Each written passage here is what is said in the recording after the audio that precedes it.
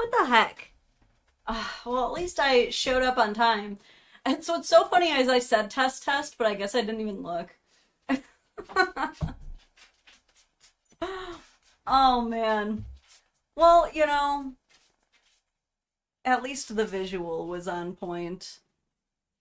Now you can hear how loud he's purring. Sorry about that, gang. What's weird is that OBS didn't even have an update.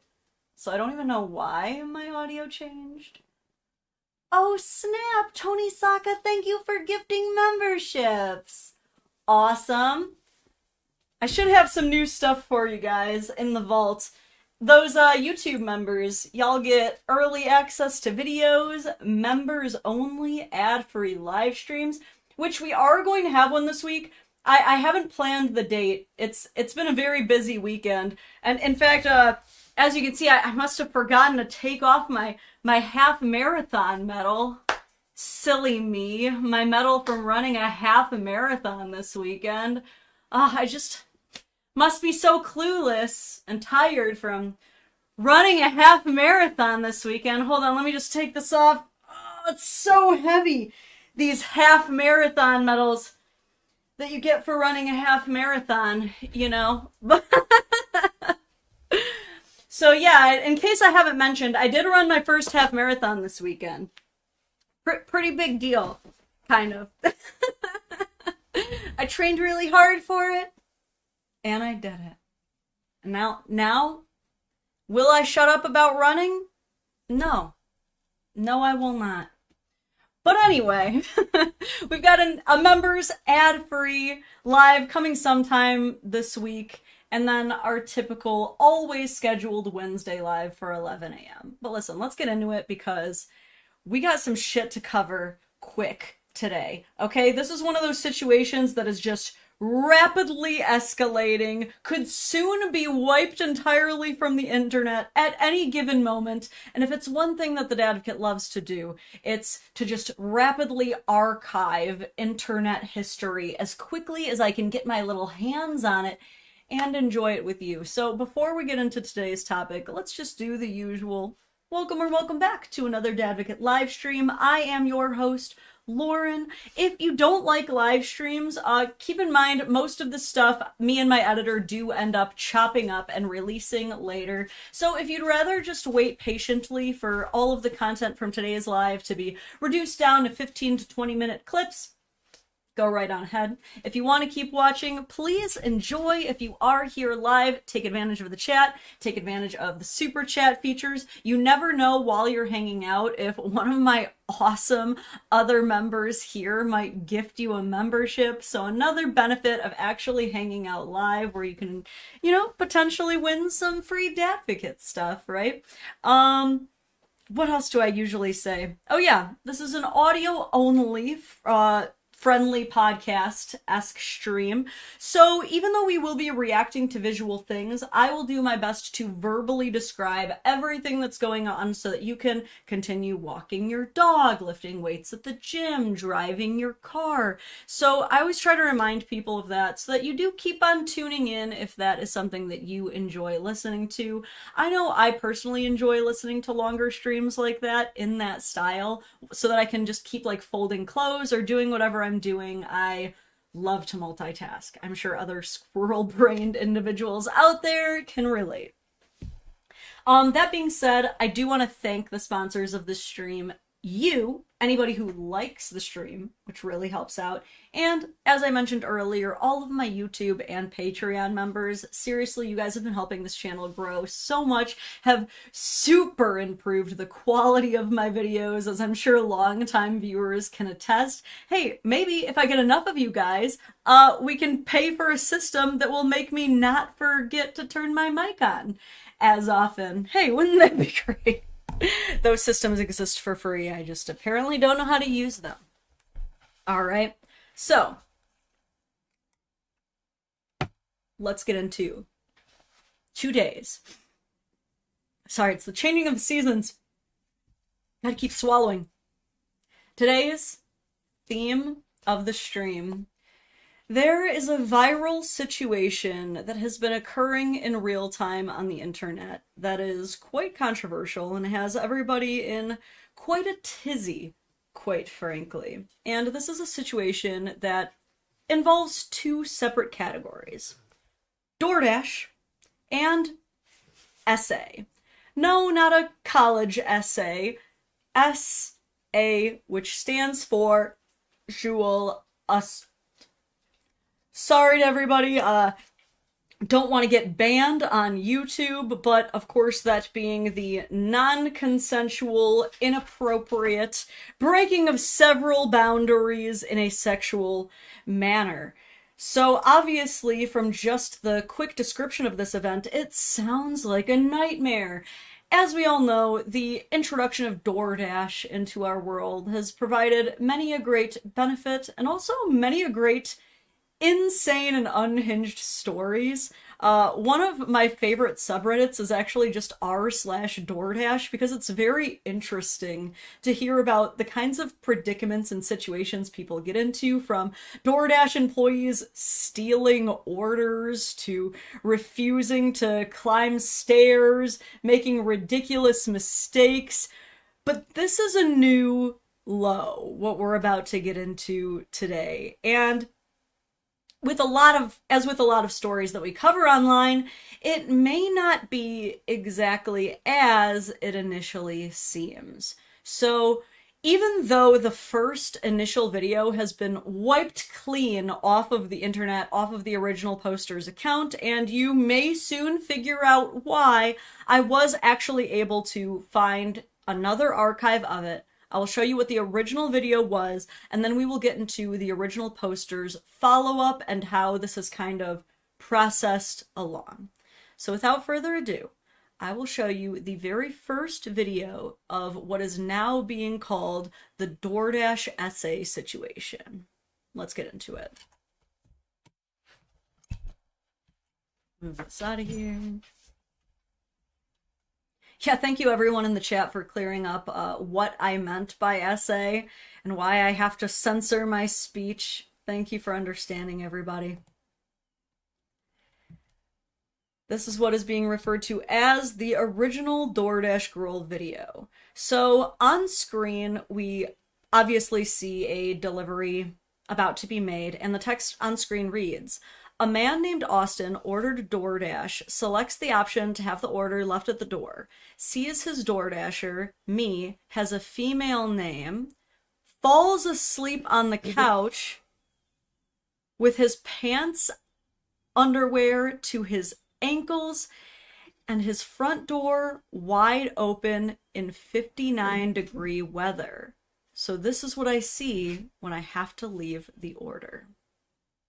Alright, speaking of classic Latsies, in addition to often leaving my mic off when I start a stream, many of you know that classically, within 5 to 10 minutes of starting the stream, a most goodest boy will beg to go outside. Isn't that right? Who's the most goodest boy? Oh god, he's about to whack my Animal Crossing figurines off. Let me let him outside. We'll watch the video. Eventually he will bork, insisting and demanding to be let in. We will do that, and then we will continue. I'm going! Okay, let's... Come on, buddy, guys.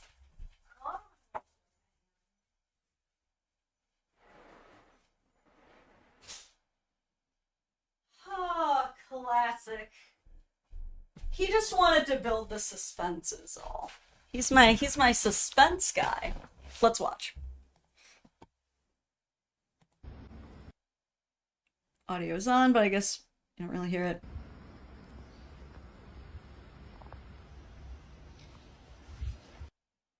So she approaches with the DoorDash meal. The door is pretty wide open, and she pans over to reveal a man who just got his pants down, appearing to be asleep on the couch, as described. That's fucked up.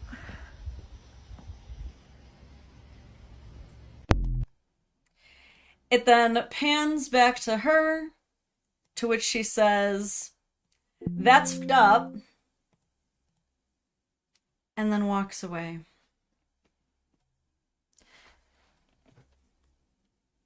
So, of course, we've got some initial reactions here. I will say, as a woman, this is something that you guys, if you're a man, you might not already be aware of, but there are very particular types of men who really do get off on exposing themselves to women in a very non-consensual way. This goes back to like age-old flashers on the street. They've since gotten a little bit more clever with tricking women into looking. A lot of men will do this even to like professionals at doctors' places. They'll just make up like rashes, just anything that they can do to try to like trick women into looking at their exposed genitalia. Even as a content creator, I'll get like trolls who try to like almost trick me into opening up images of non-consensual dick pics sent to me. It is a thing. So that's definitely one option of what could have absolutely been happening here. The second option is that maybe old boy was having himself a little session, but perhaps maybe a bit inebriated, and then just kind of passed out immediately afterward, did not fully intend for that door to be open, but perhaps it ended up blowing open or something, yielding a very unfortunate turn of events. Perhaps there was a medical episode. Maybe. There are a lot of realistic potential options, but of course, none of them look great. It doesn't look great that this poor girl was just trying to deliver some food and had to walk up on old boy's junk hanging out. That is a very unfortunate series of events for anyone of any gender. Typically, when we walk out, we are not trying to see errant hogs in the wild during our workday. Am I right, fellers? I think this is something we should be able to all agree on. But this brings us to the next issue. Even if this is the worst case scenario, even if he truly was trying to bait a random female into having to see him exposed due to the nature of her delivery job, did she have the right to record it and post it online while on the clock? Because that, probably not. Probably not. And this is where things get a bit complicated. This is where it is no longer just a black and white hero versus villain story anymore. And she could have had it that way. She could have been just the hero. This could have been, not that, she's automatically a hero, but she would have certainly been just the victim here. Even if he wasn't trying to do that, she was still the victim of being exposed to that, regardless. And that could have been a moment where something very unfortunate just happened to her that she didn't deserve. But of course, where she starts to no longer be a perfect victim, and no one ever really is, right? But where she really starts to lose us is pulling out her phone and recording him now non-consensually. Now this is just the Spider-Man pointing at Spider-Man meme, except it's both essay. Now we're both essaying each other at this point. The only difference is that this man laying on the couch with his hog out could have still potentially been an accident, but you taking out your phone and deliberately recording this man in the privacy of his own home is a full-on, like, you can't argue with it, choice. It's non-debatable. You went out of your way to do that. Okay? So now it's getting quite questionable. He has the element of doubt. Definitely plenty of room for doubt. You don't. We know for 100% certain that you filmed his body without his consent and then posted it online, which, guess what? That's federally illegal. I'm surprised her TikTok account is still standing to view the rest of the videos, which is kind of why I was in a hurry to cover this, because I'm like, oh, she's going down. And perhaps not just down with her social media account. There could be perhaps federal charges pending as we speak. I mean, even if he baited her into this, she took the bait.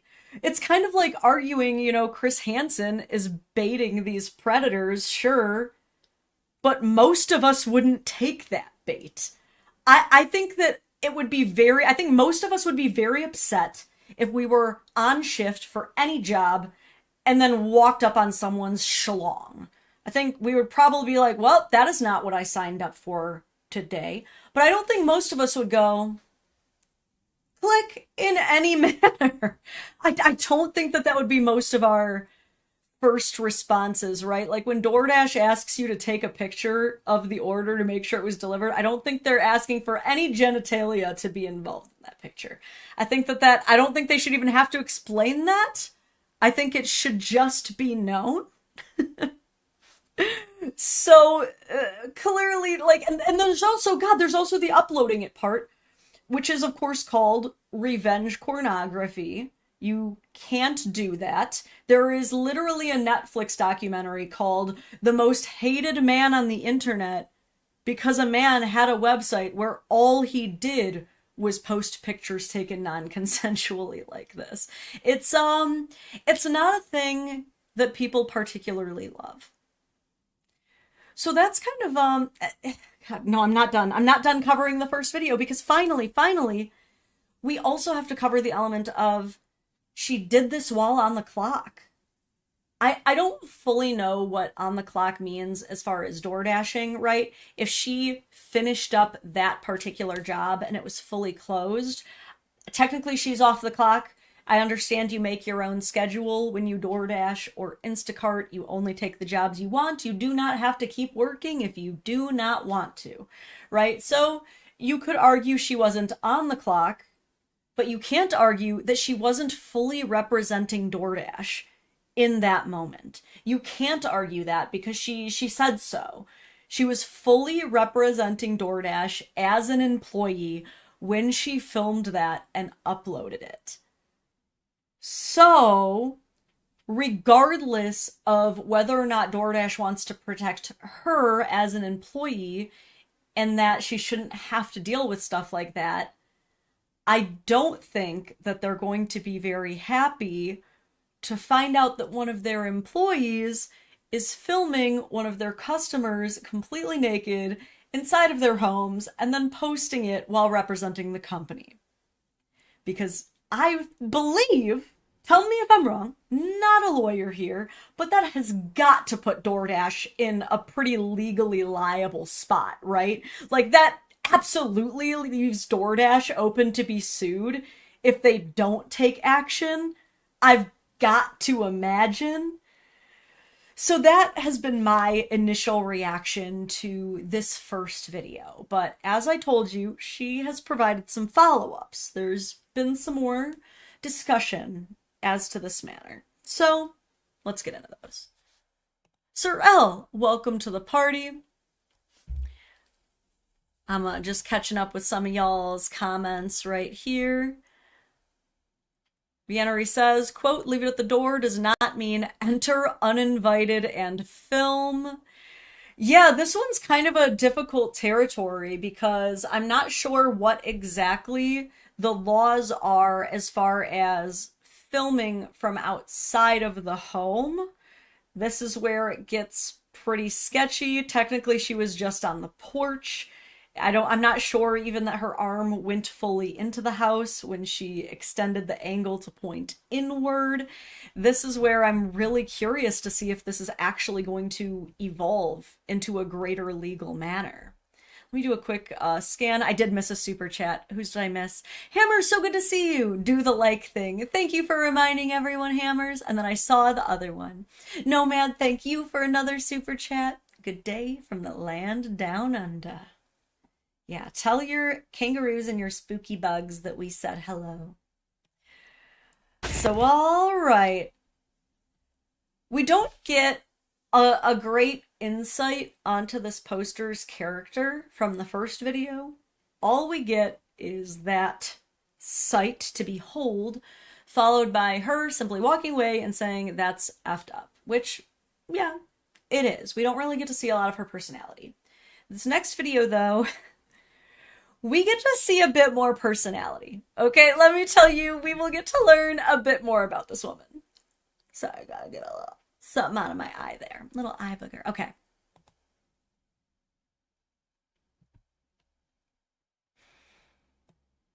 It's not perfectly formatted. There we go. Beautiful. Hey guys, so DoorDash just deactivated me 2 days after I reported my sexual assault. Hey guys, I just lost my job, and they won't tell me why. They're supposed to send an email immediately after deactivation providing you the reason why and a link to appeal, and they didn't. So I contacted support, and they made me sit on the phone with them for 50 minutes just to tell me that they can't tell me the reason why, and I have to just go ahead and appeal without knowing why. So my chances of getting my account back, they have my money in that account. I was working!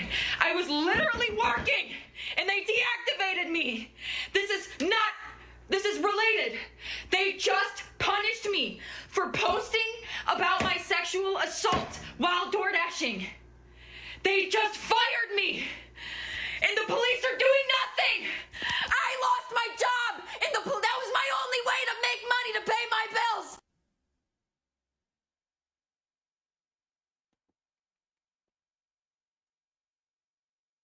Okay, so I like halfway through started having a staring contest with her because I realized that she wasn't blinking. And I don't think she blinked the entire video. Like, not once. It was 58 seconds. I could be wrong, but she was not blinking. Reasonable crash out or now look, yeah, that we kind of, this is where a lot of us switched up. I think if we were on her side to begin with, like, even if you went into this thinking there is no way that dude was not trying to have her walk in on him like this, which it is kind of funny too, because like if any of you have DoorDashed even like a good few times, you've probably had a dude deliver under some chick's account. It happens to me like all the time with Insta. Like sometimes people will like work together too. Like they both go in on it together to like get things done quicker, and then they just split the bag. So like you're not always 100% sure that a girl is gonna walk in. But even if you thought like, dude, he for sure did this on purpose, are you still like team OP, or is there a part of you that's kind of like, there's something's off here? I also think two things can be true. I think that it can be true that he potentially was trying to expose himself to a stranger. And I think it's true that she is not even remotely handling this appropriately. And again, I always get annoyed when someone is going through something like traumatic and everyone is like, oh my God, you need to calm down. You are really not handling this well. Because it's like, they're going through something really crazy. Like they are warranted in not fully handling things well. But I mean, all things considered, it's not like the guy lunged at her or got up or even made eye contact with her. Like she had to see a wiener, and that sucks, right? Like unwarranted or like unconsensual wieners are always a pretty cold splash of water to the face, you know? Like, but at the same time, we can't act like every random wiener that we weren't prepared for is like this irrefutable trauma that we now get to like ruin people's entire lives over, that we now get to just like, we're allowed to just break the law, that we're allowed to just like break company policy because we had to see a wiener.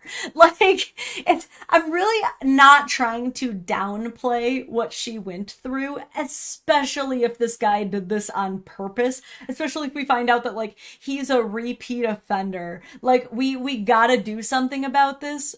But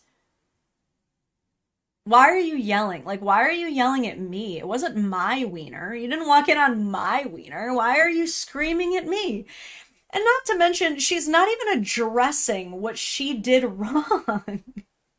She's not even addressing, like, not standing back to think at all, like, okay, like, I'm really upset because I just lost my income. Like, I just lost my job. But now that I think about it, like, I could have at least tried to censor some things, or like maybe just posted a story time about it instead of posting identifying in details about an individual. Like, there's no self-assessment. There's no accountability at all for her role in how this escalated so far, because she hasn't covered yet whether or not she's taken this to the actual police. But for anybody who ever may have to encounter something like this or deal with a situation like this, God forbid, you really ought to go to the police before you go to TikTok. I'm sorry, but like, for multiple reasons, posting to TikTok before you get actual valid legal intervention is just a really good way to destroy your case. She could have had a really solid case here, but now that it's been influenced and manipulated by the media and social opinion, she's probably not going to get the same type of trial or prosecution as she maybe could have gotten in the past. She's kind of shooting herself in the foot here if she actually wanted to see justice for herself or for any other potential victims. I hate to take a girl who presumably started the day doing nothing wrong. I'm assuming this is not a sketch. I'm assuming that she did not work with someone to create this fake situation, taking it at face value and assuming it's true. She just walked in trying to do her job and saw a man like this. That really sucks for her. I don't want to minimize that. I don't want to say that, you know, now it's your responsibility to just ignore it and pretend nothing happened. But you're grown. You are a grown adult. You know the proper ways that you're supposed to handle things like this. And if you could just slow down and breathe for 2 seconds, surely you should have started taking steps like that. If you went to the police before uploading it to TikTok, they would have even told you, like, don't post anything yet. Hold off. Let us run an investigation. But clearly she didn't go to the police first. Clearly her first thing was, like, post right to TikTok. Now, I could be wrong about that. I could be wrong. Maybe she did go to the police first. I'm gonna guess not, though. I will guess not. Okay? So let's get into the next video. And let me double check for super chats. I think I might have missed one or two. I want to scroll up to the last one I remember. Okay, there we go. Hammers, thank you for another one.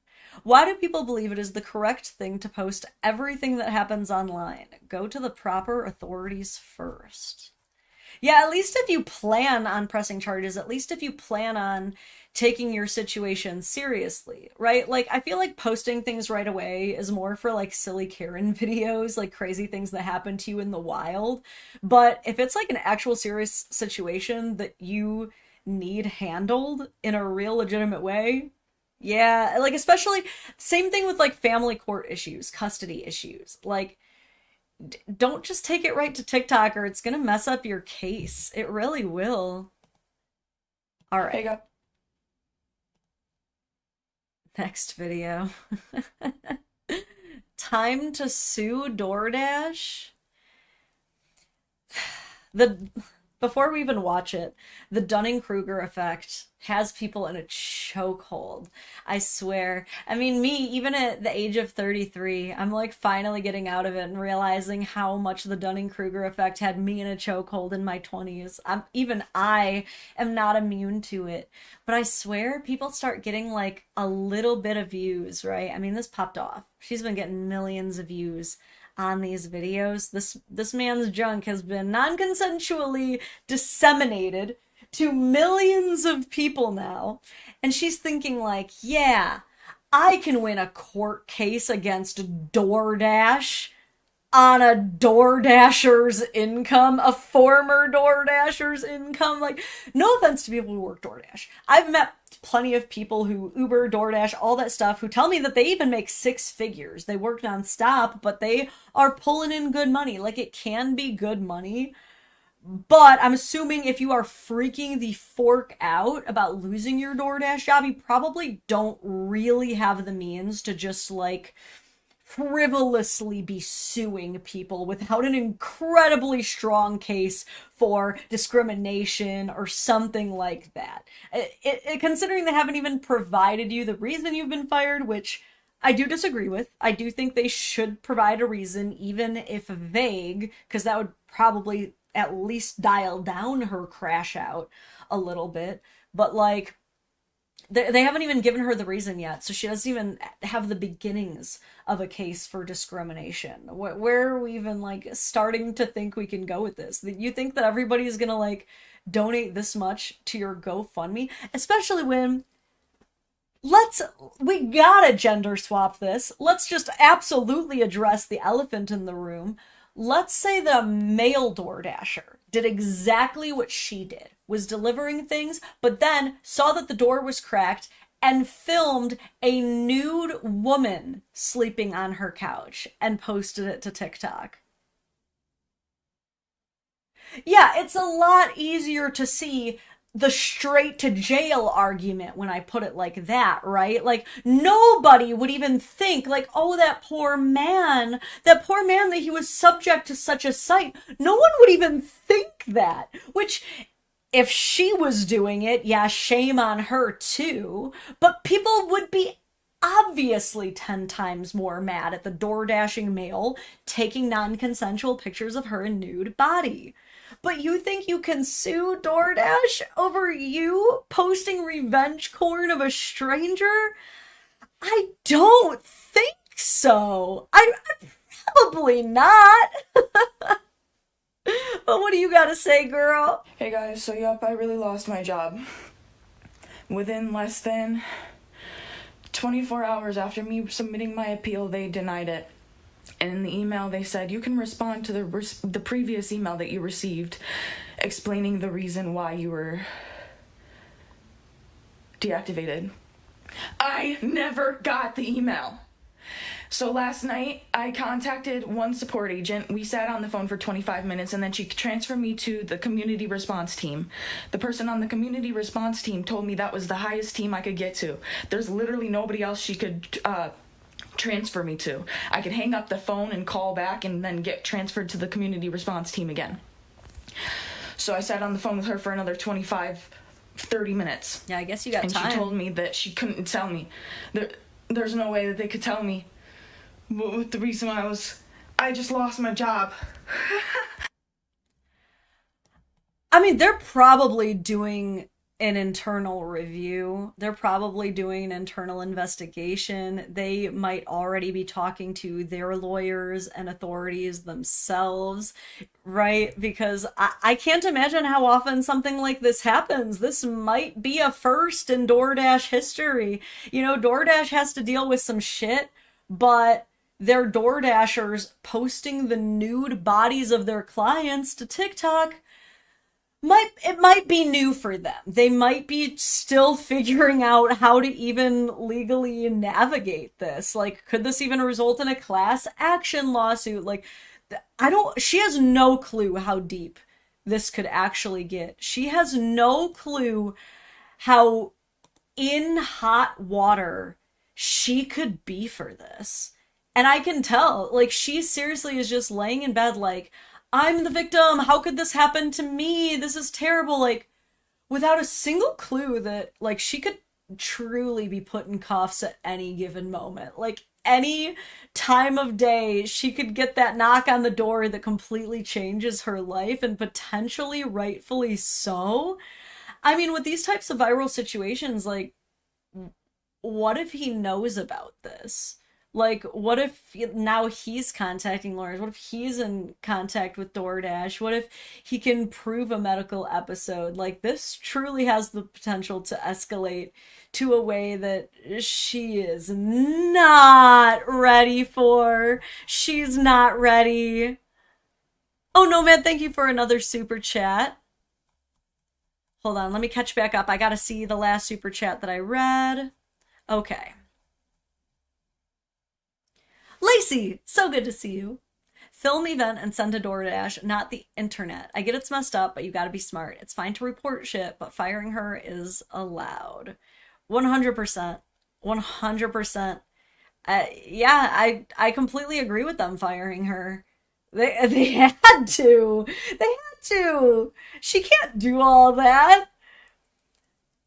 Hammer says, this was such an easily avoided situation. If you can't possibly get fired, probably don't do stuff that will get you fired. Not enough people know that lesson, unfortunately. Can you get unemployment if you get fired from DoorDash? Probably.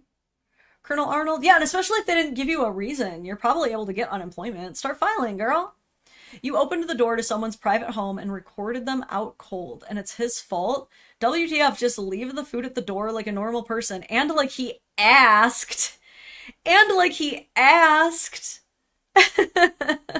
Me personally, if I walked in on that, I would just be so embarrassed, you know what I mean? Like, I would just be like, and just like walk away and pretend I didn't see anything. Like, especially if they didn't stir at all, like they didn't look at me. Now, of course, like, again, I don't want to remove completely the possibility that he did this on purpose. Like I said, these people are out there and they suck. For all we know, he was pretending to be asleep for that plausible deniability, but was recording her reaction on like his Ring cam or something because he like gets off on that. That could still be possible. Still doesn't justify her actions at all. That's what sucks. It's kind of like how you can't just like booby trap your own property if you're worried about intruders because you could get sued for harming them. Kind of like how if kids sneak onto your property and use your trampoline or pool without your permission, but then hurt themselves, you can still get sued. Like, there are some weird loopholes to laws that people might not ordinarily think. Like, I think we grow up and we just think to ourselves, like, well, I think this is right, so surely I will see justice because that's what I think is right. But it's not exactly the way it works. You know, for another example, we've had people rifling through the cars in our neighborhood all year long, and I'm so sick of it that I got to the point where I joked on Threads, like, I'm gonna fill my center console with fish hooks. Now, would I actually do that? No, because I'm a forgetful dumbass and I would fish hook myself. But there were immediately people in my comment section like, you're gonna get sued. Like, was people's like first reaction. So these are the things that a lot of grown people think through. But people in their young 20s with perhaps like their first jobs, watch her be like 32. You know what I mean? Like, watch me be totally wrong. She's like definitely not young. You know, people just do not think to themselves, like, I'm actually responsible for a lot of things, and I will be held criminally responsible if I mess things up too badly. You guys... I'm sure you could tell from the audio that started playing, we've got another crash out coming. Here we go. Audio only crew. The text overlay of our friend here reads, TikTok is silencing my SA story. We were all on her side at the beginning, right? Like, we all started on her side. It's crazy to me how sometimes people will just post completely inappropriate shit online. Stuff that borders on, like, defamation. Stuff that borders on, like, tortious interference, like contract violations, like just completely clear violations of boundaries, emotional feelings, things like that. But then when the video gets like rightfully taken down because it was bullying, it was defamation, it was breach of contract, things like that, they're like, I'm being silenced, they're trying to silence me. And it's like, dude, you can't just break all of the rules. Or in like certain situations of like losing airtime or like having a video demonetized or something, like you can't just say whatever you want. Like freedom of speech does not always mean freedom of consequences. You don't just get to perform on every stage and say whatever you want if the people who own that stage do not want you representing them with the bullshit you're saying. That's also America. That's also freedom. But let's hear what she's got to say in this crash out. Trigger warning to people who don't like getting yelled at. All she's ever going to do is yell at us. Oh, hold on. Miles is finally ready to return. I'm coming, buddy. Wow. The Mastiff is showing big time. Can you drink some water? God, I can always see that Neapolitan Mastiff mix in him when he comes in just drooling all nasty. That Sandlot dog. Excuse me. Sorry for burping on stream. Doesn't happen often, but you get one. My account is currently at risk of being banned because I had to explain my story one time, right? I can't believe you still have an account. Most people don't even get one dick post on TikTok, right? Most of the time, like TikTok typically has a 3-strike policy of like, don't do that again, really don't do that again. But like on most platforms like TikTok, Instagram, Facebook, it's like very clear this is not a place for nudity. They let you get away with a lot of shit, but like wieners are a big no on these platforms. And I thought that went without saying. Like, even if the context is like, can you believe I had to see that wiener? And that's the other thing. That's the other ironic part. I can't believe I haven't brought this up yet. If she was so horrified by having to walk in and see that site, why would she do it to 10 million of us? She's like, that's so horrible. I was essayed by having to see this.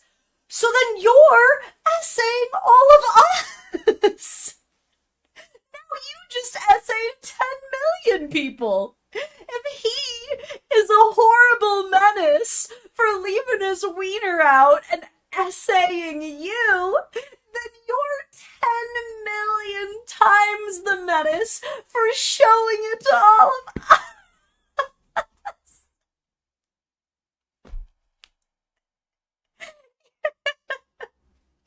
Right? You're worse now. You like double quadrupled the cycle of abuse. You like took that. It's like, you know how Jesus took like a fish and a loaf of bread and somehow fed 10,000 people? You took one wiener and somehow essayed 10 million people with it. I shouldn't be laughing that she's done this, but the irony of it should not be lost on anybody. They took the video down and gave my account a strike. So I explained my story again and censored the video that I have just so they can't take it down for the same reason. They took it down for the same reason again, and now my account has a second strike. Guess what? If I get one more strike, I'm banned from TikTok. Oh my God. She could not see the truth of the situation or see her own accountability if it literally like choke slammed her to the ground and then started ground and pounding. Like she would still be like, what's hitting me? Where is it? Like she could not see her own responsibility in this if she was Regina George and it was a bus. Like nothing is clocking to her right now. So she posts a picture of a full-blown wiener and then is like, why was this taken down? What? All I did was film a naked stranger in their home. Why am I in trouble? And so then she's like, I know. I'll just put a little thing over the wiener. Now I'm all good. But it's like, you were already on TikTok's shit list. They're already watching you to make sure you don't do it again. You're already under surveillance. So now they see you trying to get rid of that, and like, for all we know, DoorDash has already contacted TikTok and is already subpoenaing them for your address and name and phone number and all of your information so that they can start the litigation. TikTok might already be like beyond well aware of you and is already like, I am like obligated legally now to make sure you stop posting this man's dick. Of course it got, of course. You think that's silencing you?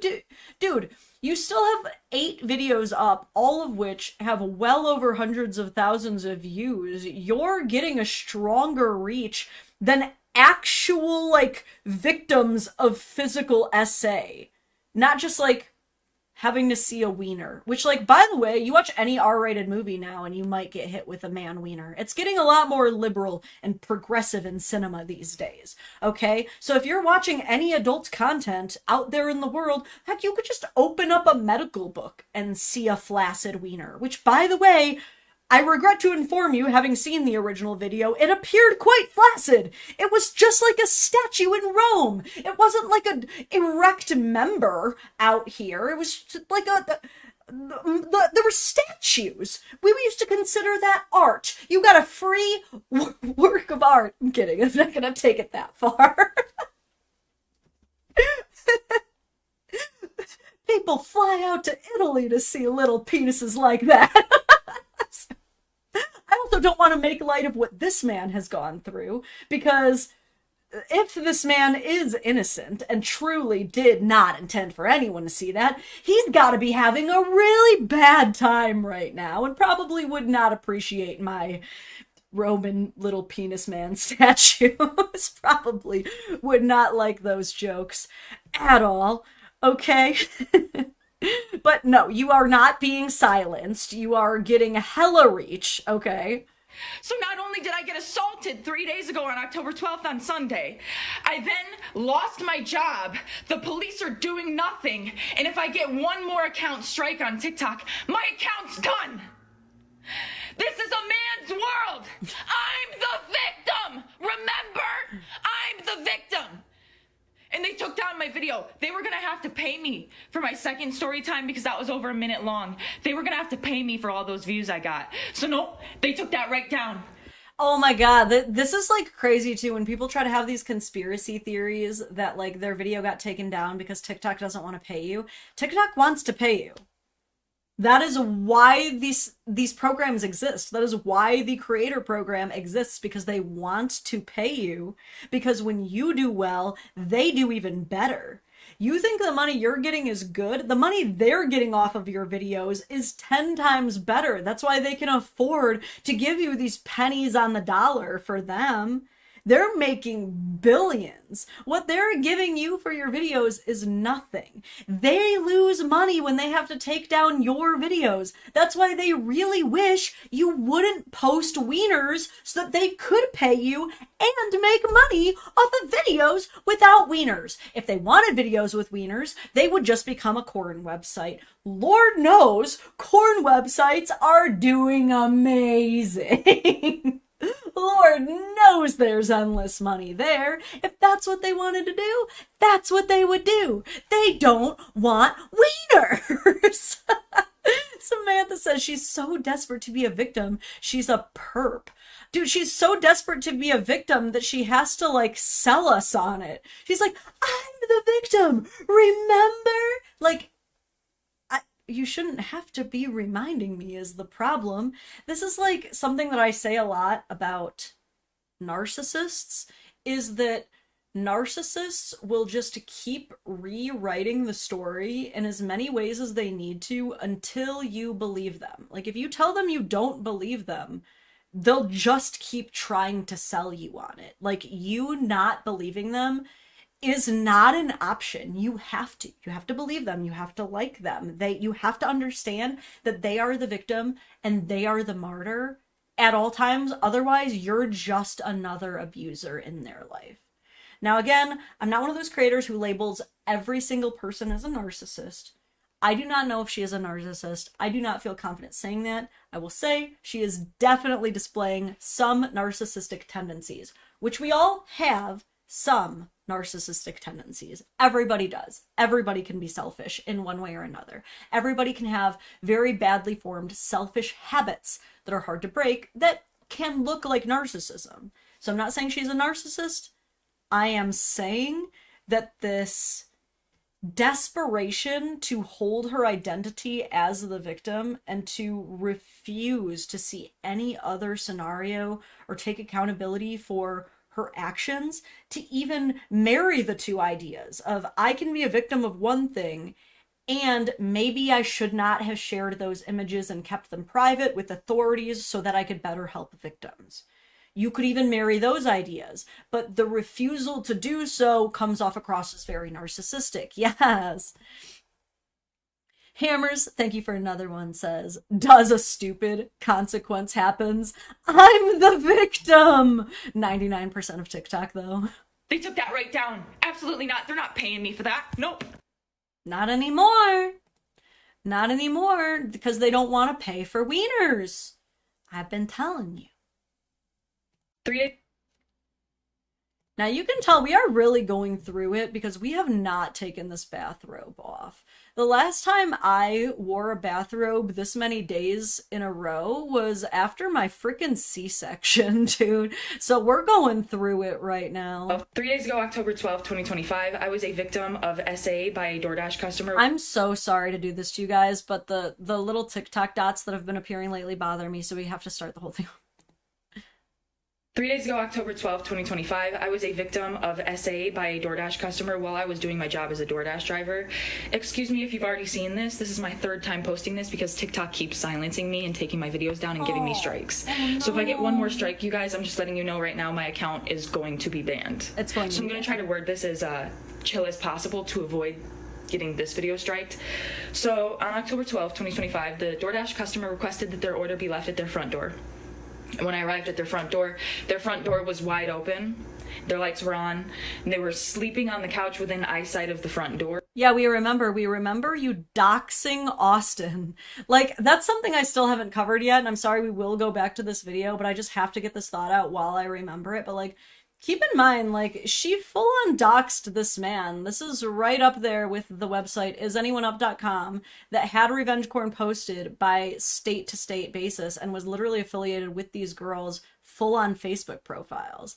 Like, she breached so many DoorDash protocols. I know that they're not bound by the same privacy laws as, like, HIPAA or something, but you're still not allowed to reveal any of these people's information, not their name, not their address, not what they ordered from McDonald's. You're not allowed to give away any of that information, and yet we got his name, we got what his house looks like, it looks like the receipt. It's probably not good enough quality to zoom in and get like everything off of there, but you never know. I mean, if people really want to sleuth enough, and there are people out there who are like professionals at this, they could look at what the order was, like what restaurant it came from, look at the exterior of his home, match which is the closest exterior to that restaurant, match what his name is, truly get all of his information. And if people really did think that he is an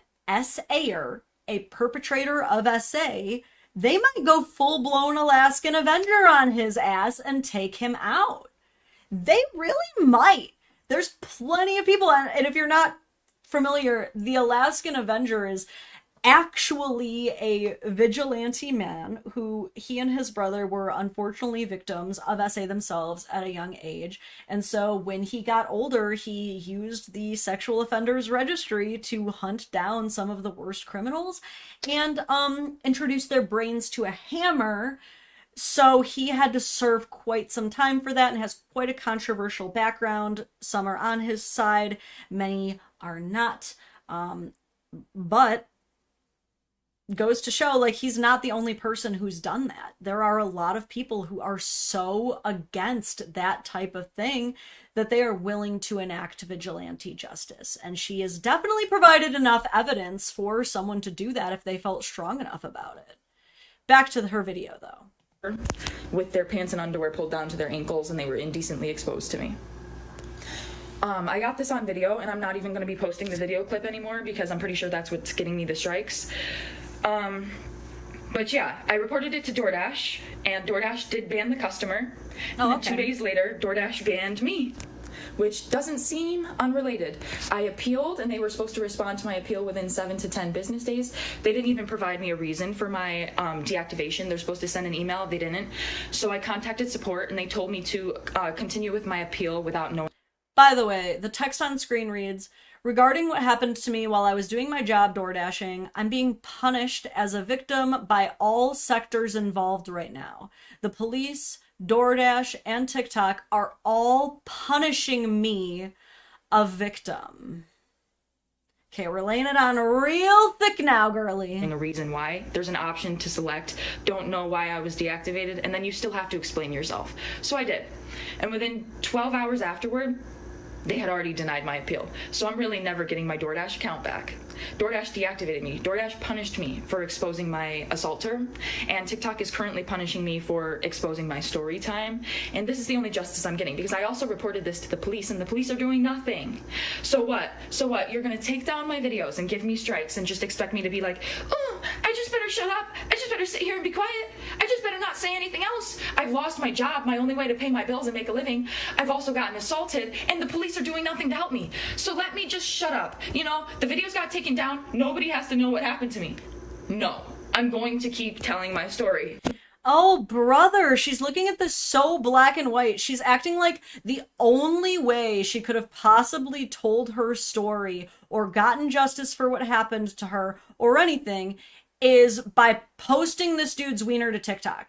She's acting like that's the only way it could have possibly gone down, and she will not concede any other way. She reminds me of, like, when you ask your girlfriend to move over a couple inches in bed, and she's like, fine, I'll just sleep on the floor. Like, we don't need to take it that far, actually. Like, you could just be a little bit more normal. Like, this is the only justice I'm getting, is exposing this man and having posted that video and it has gone viral. Like, now he can live with shame and embarrassment if people have seen it and knows who he is or where he, you know what I'm saying? Like, I'm the one being punished.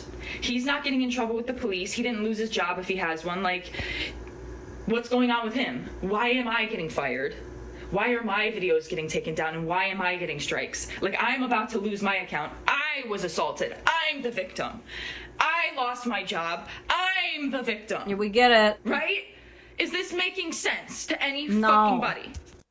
No. Did you know that just because you repeat something over and over and over again doesn't make it more true?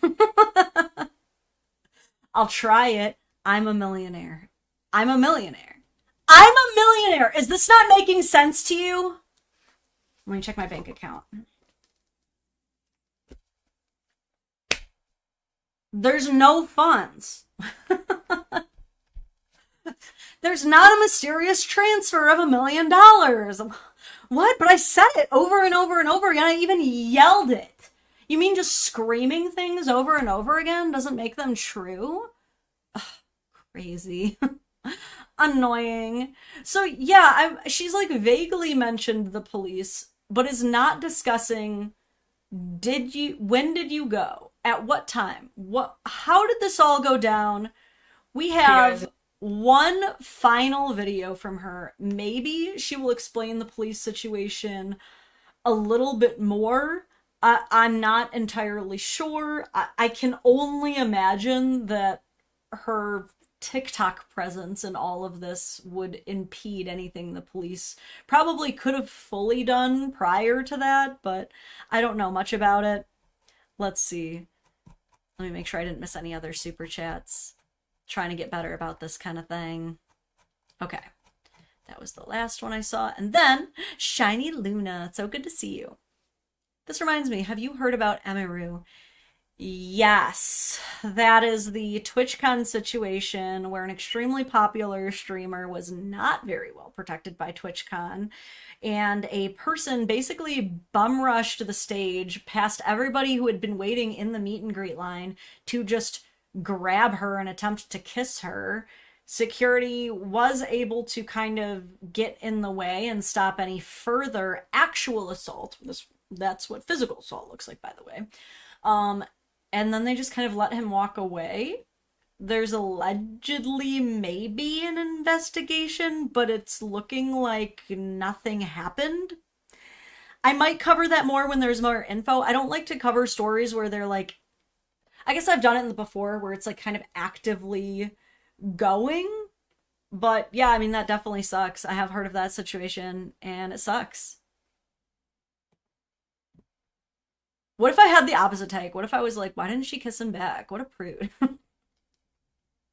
Anyway, so this is our update as of 4 days ago, and we haven't gotten anything yet. Maybe she's trying to like bide her time, wait out her like strikes a little bit more. Hey guys, it's been a minute, a whole 24 hours, I know. But I have an update as of October 16th, 2025. But first and foremost, I just want to thank everybody for the overwhelming support and allyship that you've shown me. It's Allyship? She's said and done a lot of effed up things over the course of these last few videos, but like, allyship? It's really making me feel so validated and seen and heard. So she's delusional, because I know that not every single person is on her side. Like, you should see the DoorDash comment section. It's actually amazing. Okay, I was like, wait, what? There is overwhelming support? Because I haven't even checked these comment sections yet, but I've got to imagine people are probably thinking what I'm thinking. So this surprised me at first. I'm like, what? But then there's more people. He needs to sue you. The overwhelming support. I got essayed and DoorDash fired me for no reason with a Patrick drooling emote. DoorDash just earned another user. Great to see DoorDash takes customers' privacy seriously. Okay, so she's getting, it seems, overwhelmingly hate. But we're getting more points in the delusional narcissist bank. This is becoming increasingly more likely because the difference between an actual narcissist and just your average selfish guy is that a narcissist tends to be extremely delusional. Like, they truly and honestly believe what they're saying. Like, they truly and honestly believe that they are the victim. They truly and honestly believe that everyone likes them. And if you tell them plainly that you do not like them, they believe that you have been manipulated to think that. They think that like you actually do like them, but someone's manipulating you because they're the victim. They truly, the delusion is wild. Actually, you'll never get them to see reason. Like, this is why arguing with a narcissist is so frustrating, because even if you show them proof after proof after proof, they'll just keep moving the goalposts anyway. So it's becoming more likely that she is actually a narcissistic person because she can't be blind to how much judgment and criticism she's getting. She's just choosing not to see it. She's choosing to believe like, oh, those are just trolls, but the people who are supporting me, those are all real people and everyone else are bots. That's truly what she believes right now. And that's really helping me through this tough time. So I just want to let you guys know I really appreciate the outpouring of support. So the update is, last night I was made aware, a bunch of people started commenting on my pages that DoorDash made a public statement about me on their TikTok story and on their most recent Instagram post in the comment section. And I'm not going to speak too much further on details, but what I am going to say. Oh, let me see if I can find that DoorDash statement about SA Girl.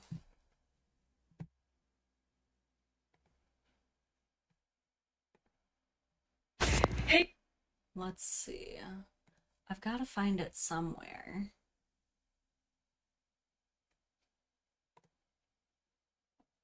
Okay. I'll show you guys this one too. Someone got a screenshot of the story. It's kind of in small text, so let me read it to you. Maybe I can. Make this quite a bit bigger for us.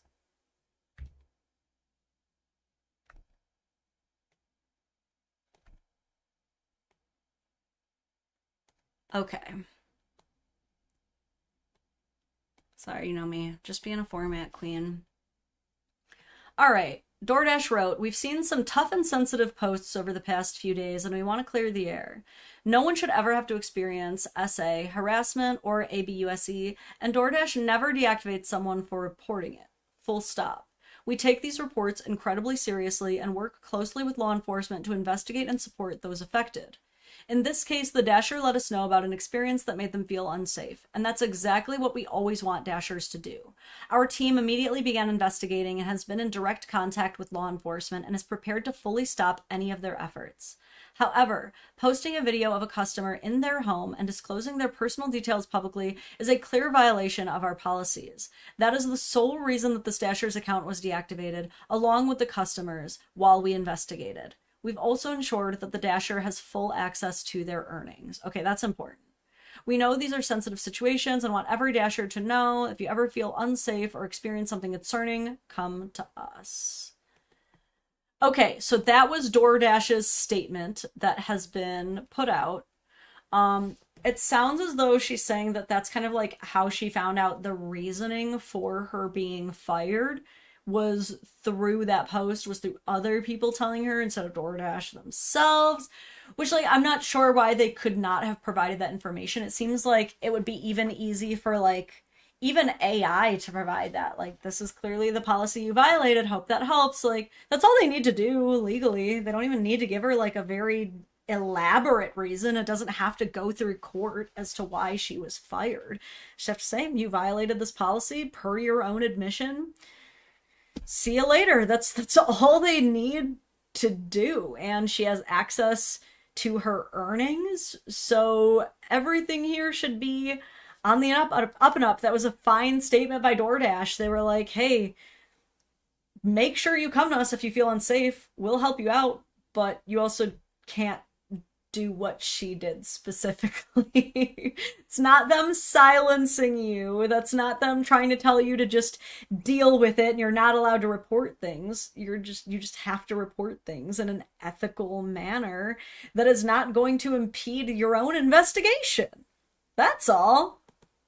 So let's finish up this. Is I and the entire rest of the world found out why I lost my job at the exact same time. I didn't find out before you guys. I'm just letting you know this right now. The people that saw their public statements and made me aware that they made those public statements knew why I lost my job before I did. Because I went and I checked my email. How did you not know why you lost your job? And what's so funny is this is what I mean about, like, sometimes you can just explain to people clear as day what the situation is, and they'll be like, I guess we'll never know. So I was made aware that they made those public statements, and they sent me the deactivation email around the same time they released the public statements, like literally within the same hour. So they sent me my deactivation email explaining my reason for being deactivated a whole 24 hours after they deactivated me, and a whole 24 hours after I already submitted my appeal, and about 12 hours after they had already denied my appeal. They finally sent me the email explaining why they fired me. So didn't she say herself that you can expect to hear from them in like 7 to 14 business days? Sounds like they got back to you a lot earlier than they even told you they would get back to you. So I and the rest of the world, we all found out why I lost my job together. Again, this is another narcissistic thing, is like, narcissists think that everything is about them. They literally truly think the world revolves around them. You'll hear them speak in ways of like, and everybody was watching me, and everybody saw that, and everybody is hearing this about me now. Like, the narcissists that I have had to deal with in my life, this is how they would talk about things. They would be like, everybody was watching. I'm like, what are you talking about? Like, not every single person is watching every single thing that happens to you. Like, what do you mean? And everybody was talking about it. No, they weren't. You're not that interesting. Like, yes, this is a viral situation, but how many of you guys watching right now, and there are almost 300 of you, how many of you guys heard about this situation before today's live? I'm curious. I'm sure a good few of you, but I would be very surprised if it was the majority. I just found out about the situation last night. I didn't even know what I was going to cover today. It's been a busy time, okay? But as soon as I saw this erupting, so to say, I was like, ooh, I gotta cover this because this chick's account is gonna be gone by the end of the week. Okay, for sure. But one of you, has any one of you heard of it? No? The world doesn't revolve. What's that, the meme from Jurassic Park? She got fired from her DoorDash job. See, no one cares. Colonel Arnold, wow, thank you for such a generous super chat. I really appreciate that. I was a little late, so let me get this straight. I could tell from the timing of your comments that you were a little bit late. Actually, I could see like where you were at in the live in my brain. So let me get this straight. The instruction said to leave the food at the door, but she instead opened the door, then recorded the guy and his bits while he was out cold, and now said he essayed her. Yeah, I mean, you got that right. Okay. So now, this is where we're getting into some rumors. I should have probably gotten this one up first, but I know if I search it. Okay, where is it? Oh. Okay, so here we're gonna get into some conspiracy theories, because that's about the end of OP's video. Essentially where we last left off is that DoorDash has finally given her the reason for her termination, a reason that everyone could piece together except for her, seemingly, despite getting this reason. It's like I told you, they're always just gonna move the goalposts. It's, I didn't deserve to be fired, there was no good reason for me to be fired. DoorDash provides very plainly, this is the reason you got fired. You agreed that you would not break this term. You did, and that is why you got fired. So now the goalposts move to, well, they still shouldn't have handled it the way that they did. She still has to be the victim somehow, and she will never not be the victim until everyone in the world acknowledges that she truly was absolutely assaulted at work and deserves to probably be compensated by DoorDash and her abuser for a lifelong PTSD treatment.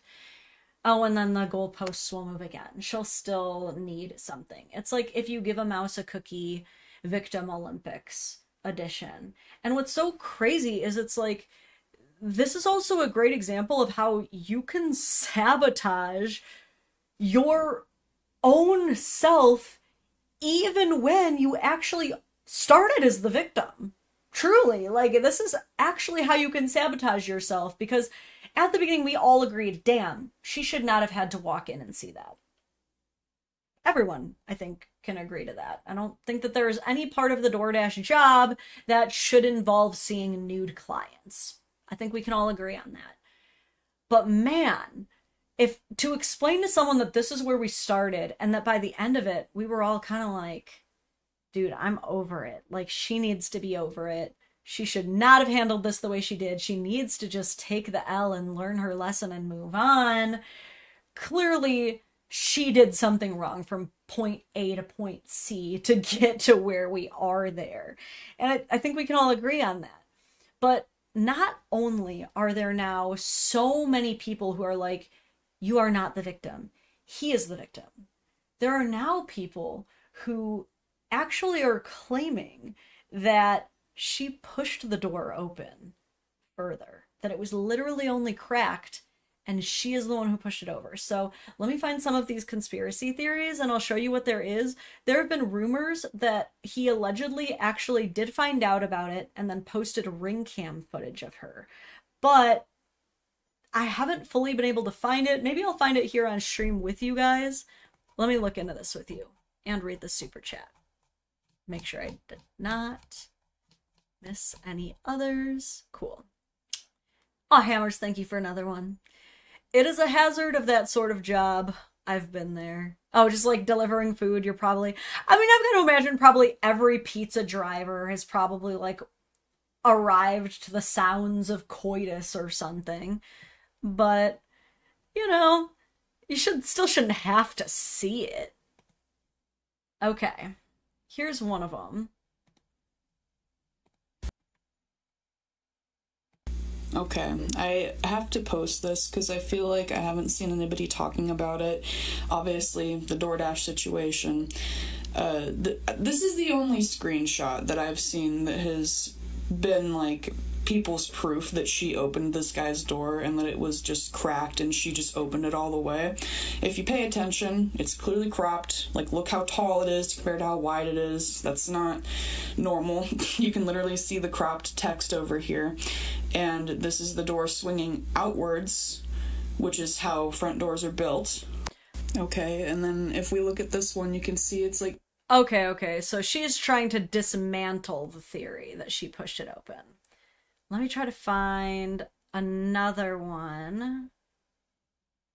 This is... Hold on. Let me do a little bit of quick research on this one. DoorDash.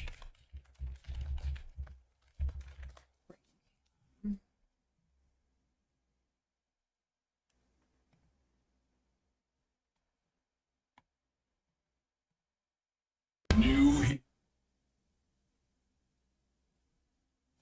Is this it?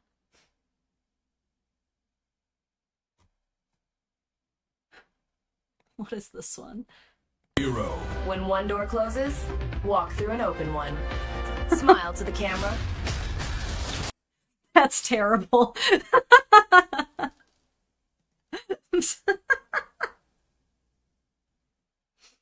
Okay, that was a hilarious Overwatch meme.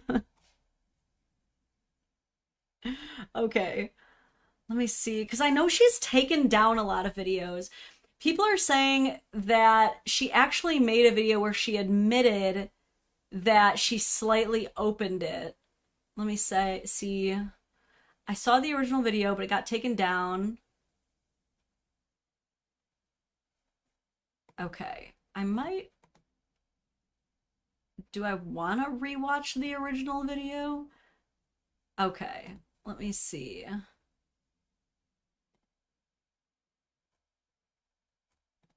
Is this... Oh god, it's still so large. I forgot I made Instagram. Okay. This one might be it. Told to leave the food at the door and saw that their door was cracked open and pushed it in and saw them doing questionable things in the privacy of their own home, and now she is the victim, milking it for views. And DoorDash's response to this is amazing, because what this girl did is truly disgusting. Don't get me wrong, the guy that was laying down in his own house... Okay. Wait. React ring footage movie. So this pans down and the door cracks slightly open. That is definitely goofy. However, the instructions literally told you just to leave the food on the front door. But nope, this is where it gets more worser. She posted the video online. The story goes that allegedly before she opened the door, she pushed the door in and saw the guy laying sleeping on his couch, and allegedly went into his house and then started filming him. All she had to do was leave the food at the door, take the picture, and leave. Dude, that is ordering DoorDash, leaving the door open. Okay, I see a comment that says, "Where's the ring footage?" So, yeah, this seems to be just like a big rumor. I don't think that it actually exists. I don't know where the footage or the rumor even started of there being a reverse. One thing that happens a lot in these like viral stories is people will like hop on and claim they were involved and start like adding on to like the lore or the fan fiction just for views, but they weren't actually there. So it wouldn't surprise me if maybe someone had like faked their own ring footage or something, but it got like taken down or someone confused someone else's ring footage for being the same one.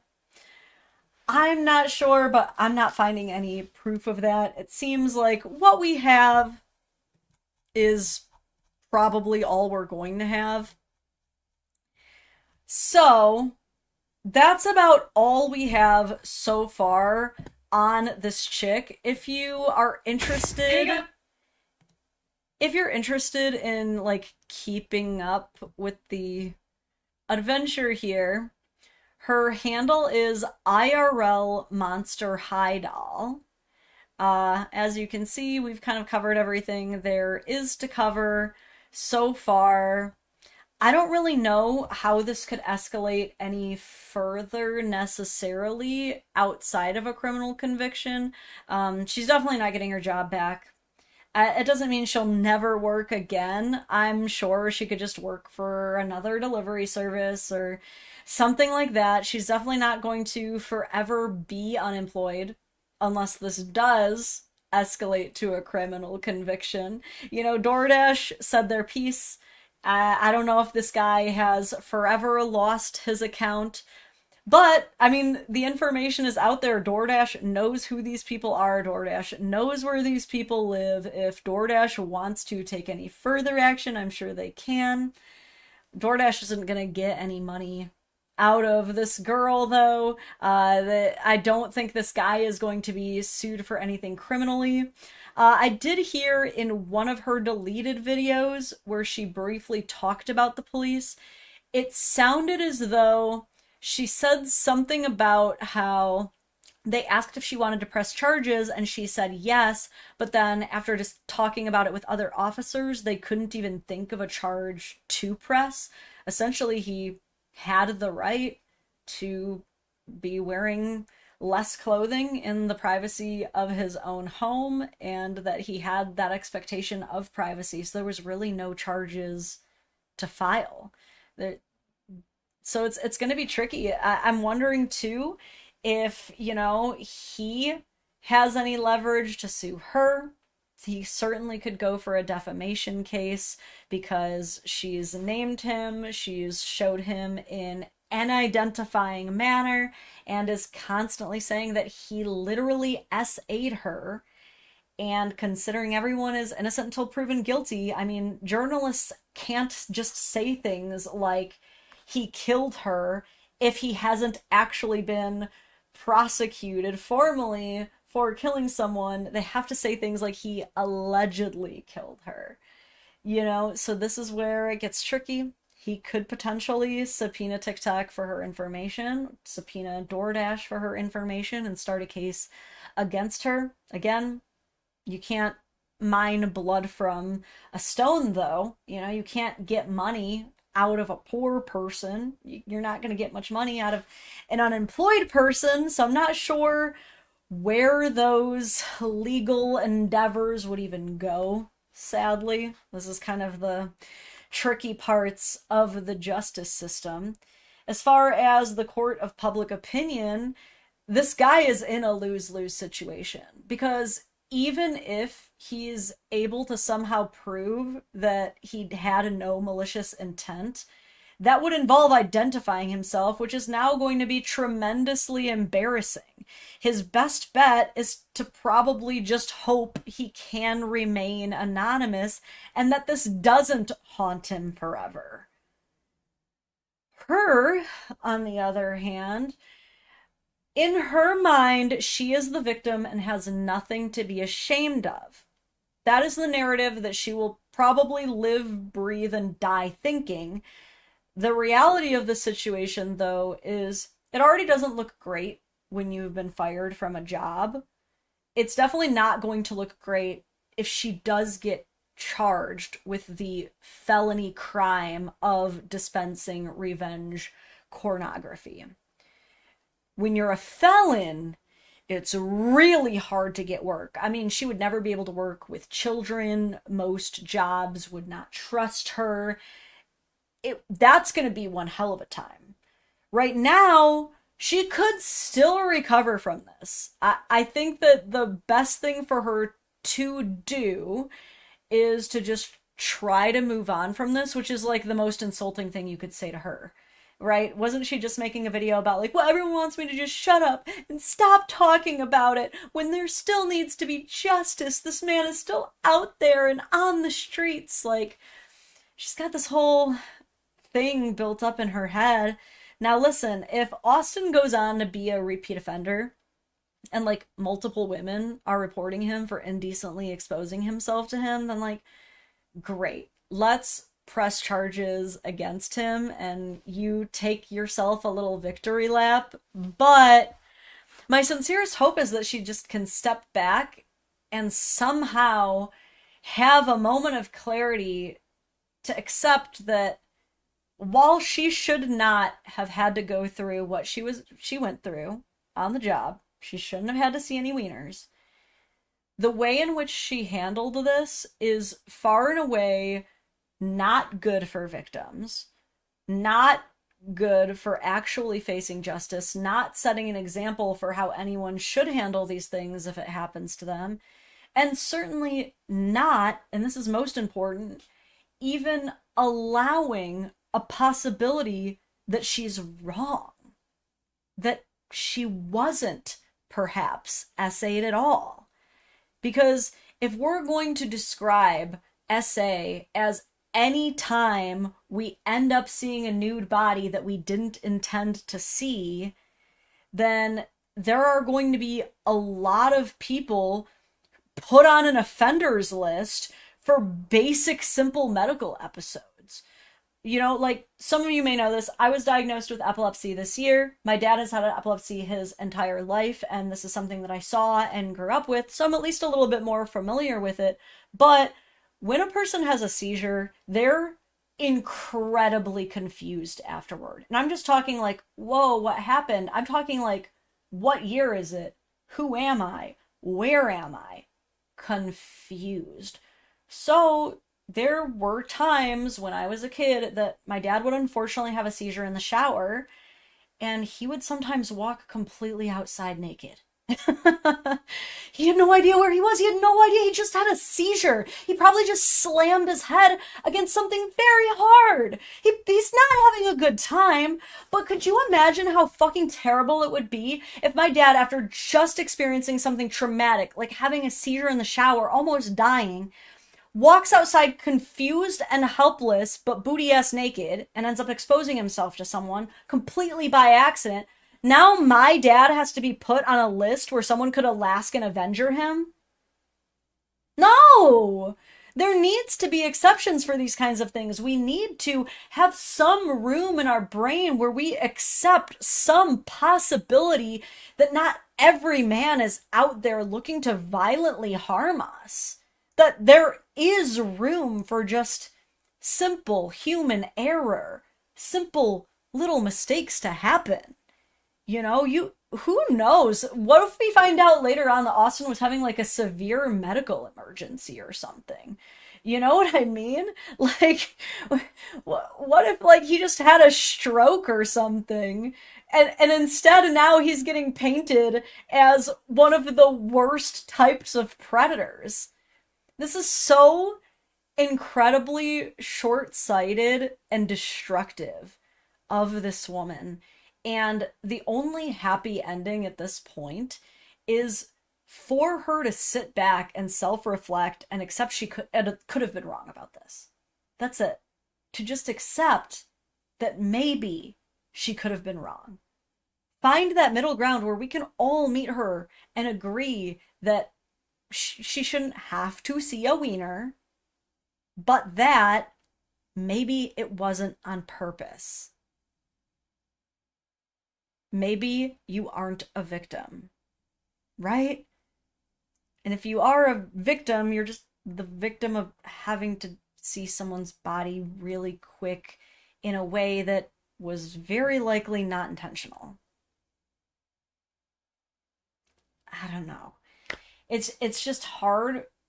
I've completely lost the ability to truly feel for her. And you really got to push me pretty far, because I've got a lot of empathy.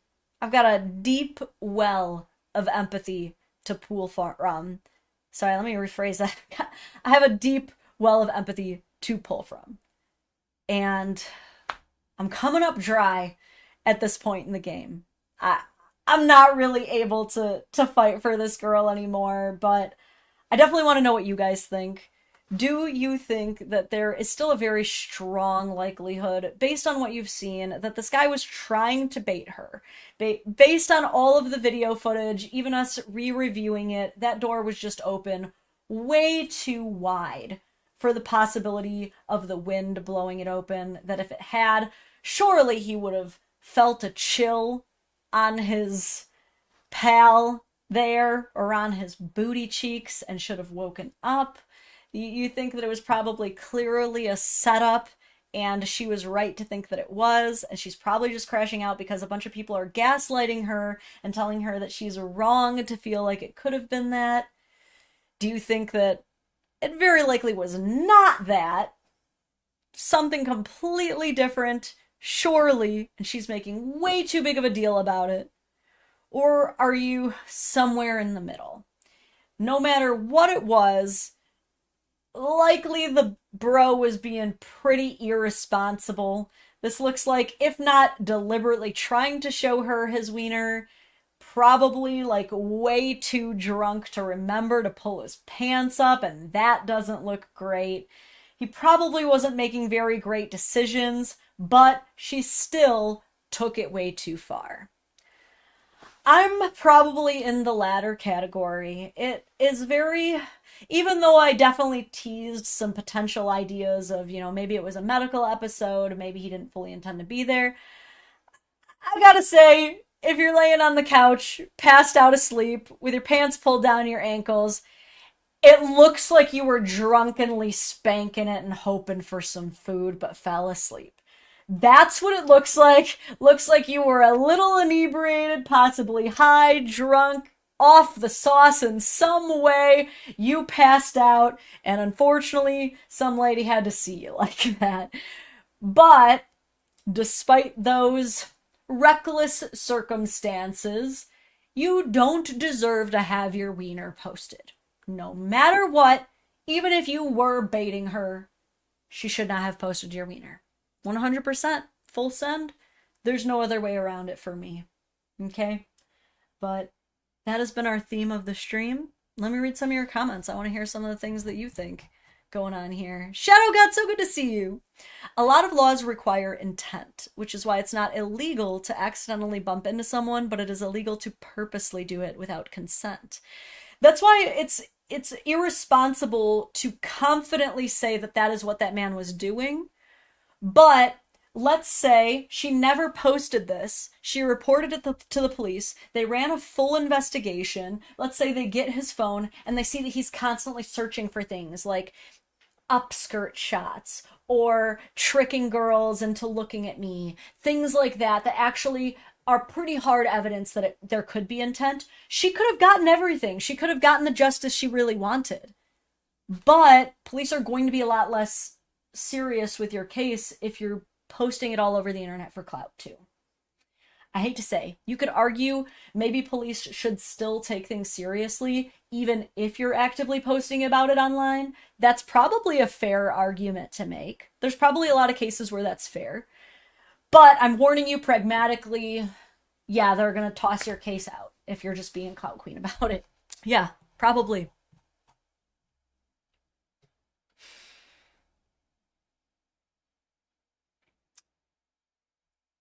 Oh, I just scrolled up a little bit to see someone on Twitch got mad at me and blocked me. Okay. I mean, if you're disagreeing with anything that I'm saying, that says more on you than me, sir, but I'm sure they're not even around to hear me saying it. I don't know. Yeah, Shiny, that's a good point, too. If he was drunk, he wouldn't have felt the cold breeze. That's why I'm thinking, like, he probably was just, like, out of it, dude. Anemic royalty, number one term that can die in a fire, emotional labor. I get, like, there are a lot of terms, such as weaponized incompetence and things like that I get why they were first created. You know what I mean? But, like, they also just get so out of hand. Emotional labor is one that I could see getting really, really out of hand, because the specificity of it is very easy to just get lost in the weeds. Like, I think the original idea of emotional labor is like really giving yourself to like checking in on someone who's grieving, right? Like, you know someone's going through a hard time, so you make it your mission to like really spend extra time talking to them, taking them out, helping them with like just giving them an ear to talk things through. But I think it just like weaponized incompetence became just another thing to just accuse everyone of abusing, you know? Yeah, of course. Yeah, people have disagreed with me before. I just like, I don't understand what they have to disagree with on this topic, you know? Like, I don't want to sound like one of those people who's like, yeah, why would you ever disagree with me when I'm obviously right all of the time? But like, on this, I truly can't understand what they were disagreeing with to the point they blocked me. So I'm kind of like, oh, okay. Well, alrighty then. Being a parent is a lot of emotional labor. Yeah, great example. Like, so much of my job is like patiently talking through my child, like what we're upset about, why we're upset about it, what would be a good response to it, like how we can handle these things. Like, that's emotional labor, but I'm also not going to use that term to hold over my daughter's head. Like, do you know how much emotional labor I've done for you? You know what I mean? Rob Hellfire, so good to see you. I just wanted to read some of your responses to this. But yep, that is IRL Monster High Doll, and how she is definitely and absolutely a complete victim of DoorDash, and why DoorDash is a mean big bully. Yes. Lauren is probably the person I kicked from YouTube chat for being misogynistic. Oh, were they saying they don't like you and you're a bully? That's hilarious. There's a special place in hell for whoever coined the term emotional labor. Like I said, there was originally a valid reason for it. For example, the parenting use of it is perfect. Yes, every parent knows what emotional labor means for your children. Like, managing children's emotions, absolutely that's labor. Teaching them how to name their emotions, how to, like, what to do with them in a healthy way. That's a lot of labor, for sure. But there's a special place in hell for whoever decided to co-opt that term and then use it to abuse everyone in their family and make it seem like everyone owes them for basic human decency. What mic does Lauren use? I don't have the money for another super chat. Glad I saw that. I use this blue, I think it's called like a Yeti blue. This guy. She's pretty decent, but some people still complain about it. The fact that I don't turn it on very often is a good reason to complain, though. Starvin' Marvin, thank you for the generous super chat, says, if she stayed outside, would this have happened? Why did she feel posting bros meat out was the way to fight the situation? When will she be charged? That's the tricky thing, is she's not going to be charged unless DoorDash or Austin, the man named, pursue legal action. DoorDash is probably not going to, because they have so much bigger fish to fry. They're not going to get anything out of it. They would spend more money suing her than they would ever be awarded or see by the end of the year or by the end of her lifetime. You know what I mean? And then for Austin to sue her, like I said, he probably is not going to want to, because it would mean fully identifying himself, which would mean him having to carry the shame and embarrassment of what she put him through. So, like many male victims, he's probably just gonna have to bury this and deal with it and pretend it never happened. And ironically, he's the one who's probably never going to see justice. A lot of men would never want to to say, yeah, that's me in that video. Now, maybe he chooses to. Maybe he chooses to completely out himself. Will he get a massive paycheck out of this? Probably not.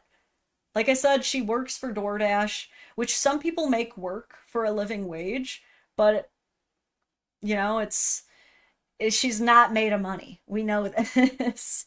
So it would mean exposing himself to the world more so than she already has for nothing. He'd spend more than he'd probably get too. So it's a really crappy situation. Using my magic 8-ball, I see charges in her future. But who knows? I'll let you know. That'd be quite an update. All right. We're not going to have a super long stream today. I got some other videos that I'm really eager to film for you guys that I'm not going to do live. But we'll cover a couple more things. Let me take a very brief BRB break at this time to get myself a little snacky, change out the camera battery. We will come back, and when I come back, I want you guys to vote on what you guys want to cover. Do you guys want to cover... I'm going to take that off the list. I don't want to cover that anymore. I already covered that. I don't even know why this is still there. I want to give you a third option. I already covered that one. Okay, choose between these two options. Do you want to hear from a woman who covers what happened when she saw her husband's mistress at the gym, or a woman who gives her opinion on what she believes child support is for? Gotta love those.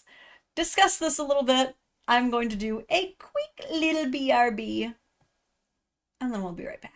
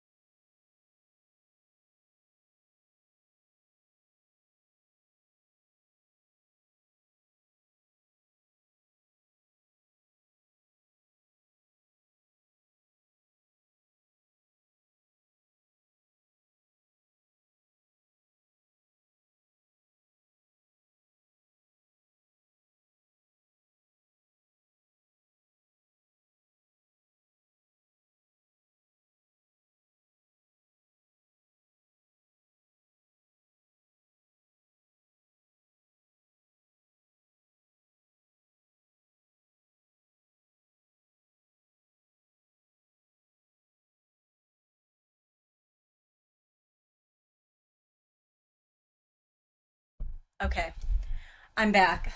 Camera battery changed. Got a little bit more cozy. I didn't eat though. You ever like get so hungry that you can't eat? I know some of you know exactly what I'm talking about. Trust me, I'll be hungry by the end of this. I will get hungry. But it's gotta pass, you know? Like getting a second wind. All right, let me read your comments and see if you decided between the gym mistress or child support lady. Sorry, slightly running nose. Irigar, so good to see you. Samantha will watch whatever I put in front of her face. Fair, fair. Dylan is here. Haway. Jamie Lennox, so good to see you. That's so cool to have a Twitch friend here. The Twitch army is very small, and yet I continue to stream to you guys. I will not give up. Despite the fact that I only get like pennies every month from Twitch, I still like to stream to you guys. Oh god, so I see someone has brought up some controversial things. Good job, chat. Gotta keep it spicy for the mods. Keep them on their toes. All right. If you're lacking in Yeti funds, I've had a pretty few solid Fifine branded products. It's a shitty Amazon only brand, but I've been yelling into that mic for over a decade. I feel like it's actually kind of hard to get an absolutely shitty mic. You know what I mean? Like, unless it's like, I don't know, like literally a garage sale one or like something from Temu. But if you go to somewhere that's like selling microphones, as long as you know how to set it up the way that you're ideally planning on using it. Exactly, Jamie Lennox is with me. All right, let's do the gym mistress real quick.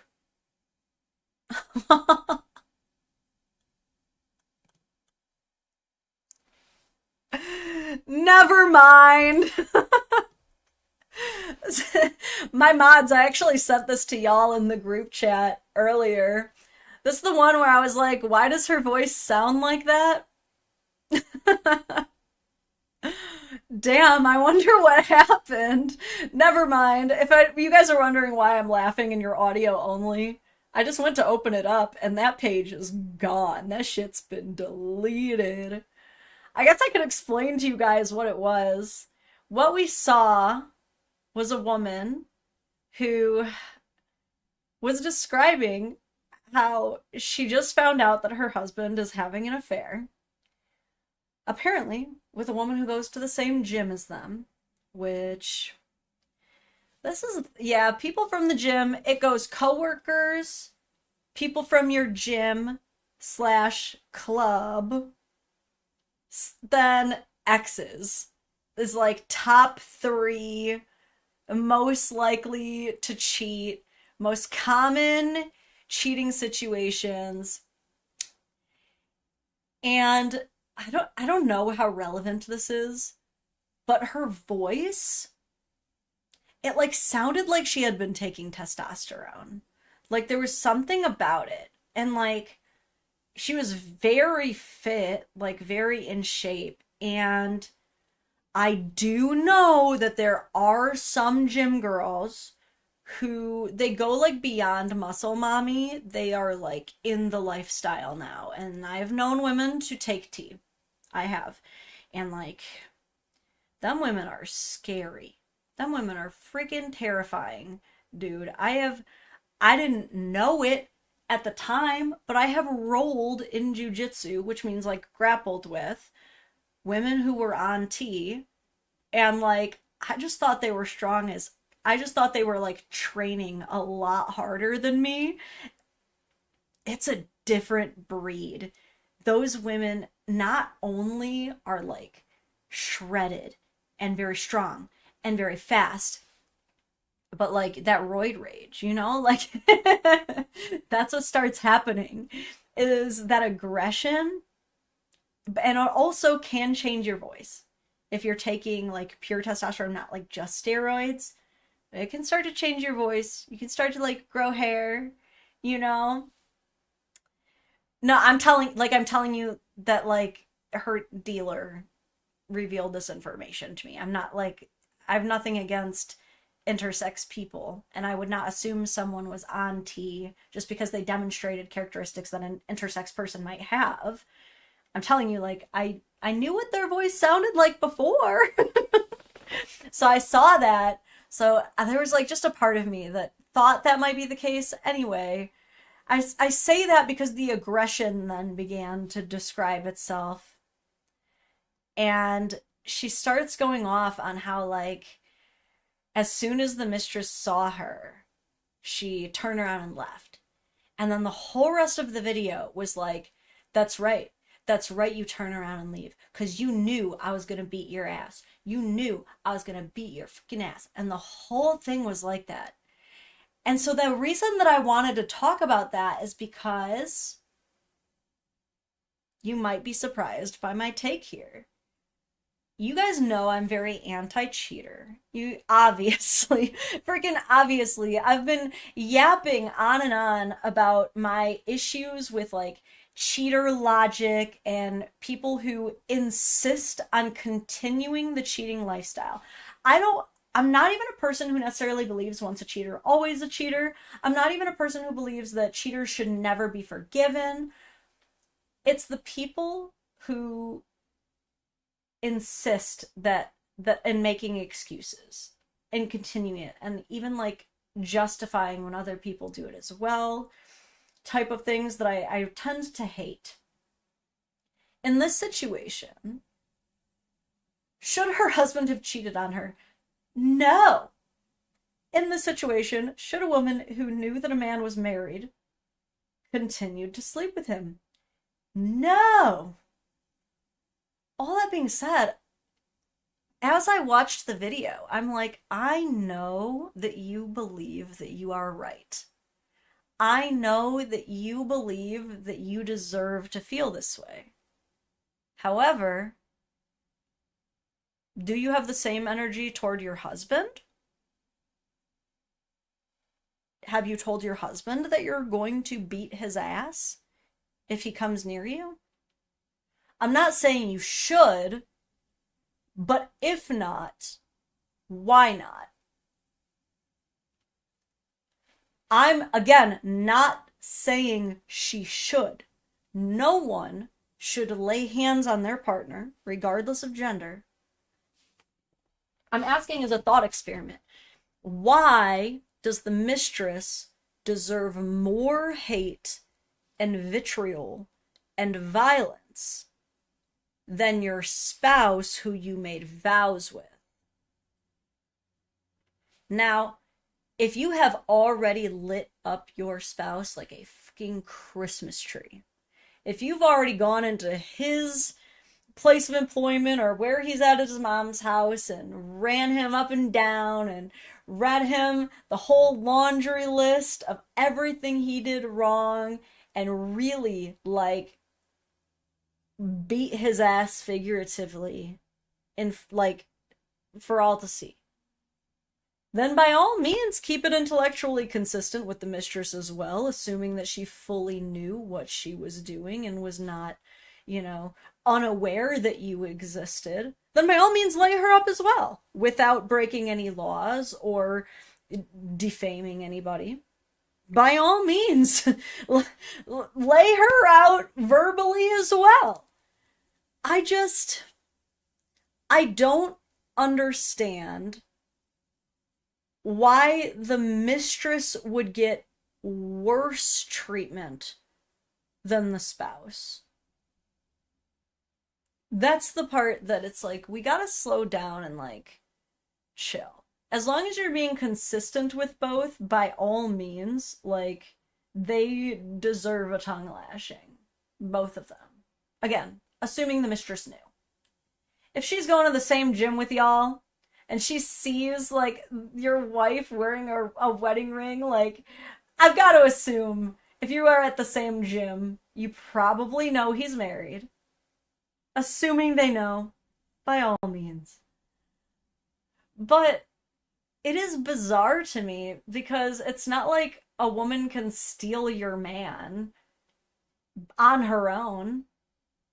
It's not like men are these like lacking in autonomy, just like Sims waiting for women to lead the command for all of their actions, and any old woman can just make your man cheat. That's not accurate, especially for those of us who have declined advances while in a relationship. Especially if any of you have declined an advance from someone you actually found attractive. Obviously, no one's gonna throw you a parade in the street for doing that. It is what you're supposed to do, but also not enough people acknowledge the fact that that is a super ego choice. It is a choice grounded in a moral framework that you're choosing over biological urges. You're choosing a morality, integrity, like something bigger than yourself. And yeah, it's what you're supposed to do, but it also goes to show that regular ass humans do that. They do that shit all the time. We're capable of it, right? Plenty of people look temptation in the eyes and they walk away from it every day. It's hard to say how many people decline temptation every day versus give in. Boy, would that be an interesting sands of time, a measurement, if ever given that omnipotent wisdom. But we know it can be done. We know that it can be, and that's a big reason why it's hard for me to give much charitability to the excuses that cheaters provide. But at the same time, you can't just beat everybody's ass who is involved in an affair. Do we all agree affairs hurt? Oh yeah. Oh yeah. Do you get to lay hands over it? No. And the worst part about it, another reason that I would just highly recommend, like, not beating someone's ass if in that predicament, is because now when I see a video like that, a part of me does think that you're the problem. If you're talking in this like insanely aggressive way where you literally want to cause violence to another woman because your man was unfaithful with her, my brain does go to a place of like, are you just an unsafe person and that's why he sought comfort elsewhere? Which is a totally potentially out of line thing to think. For all I know, she was providing absolute safety, was giving him everything he wanted and then some, has been loyal from the jump and would do anything for this man, and he's just a selfish asshole cake eater. But when you portray yourself with such violence online, that's what people have to think. Isn't that so shitty too?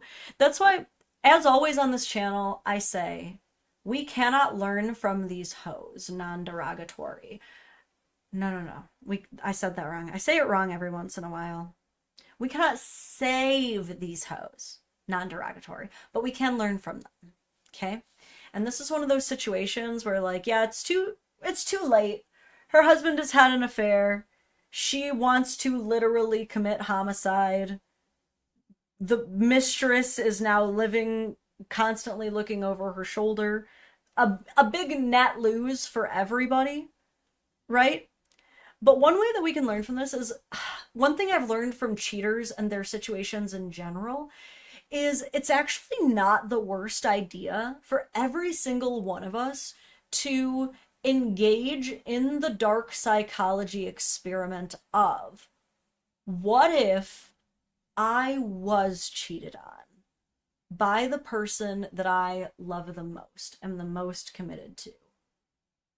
What if that happened? and then really go down that road, because most of us do not, and for very good reason. But I think it's actually kind of important to explore those areas of dark psychology, because if you go down that road enough, you can get yourself to a point where, even if you don't stick with the plan down the road when potentially real experiences and emotions manifest, you can at least get to a point where you can realistically say, this is how I should handle it.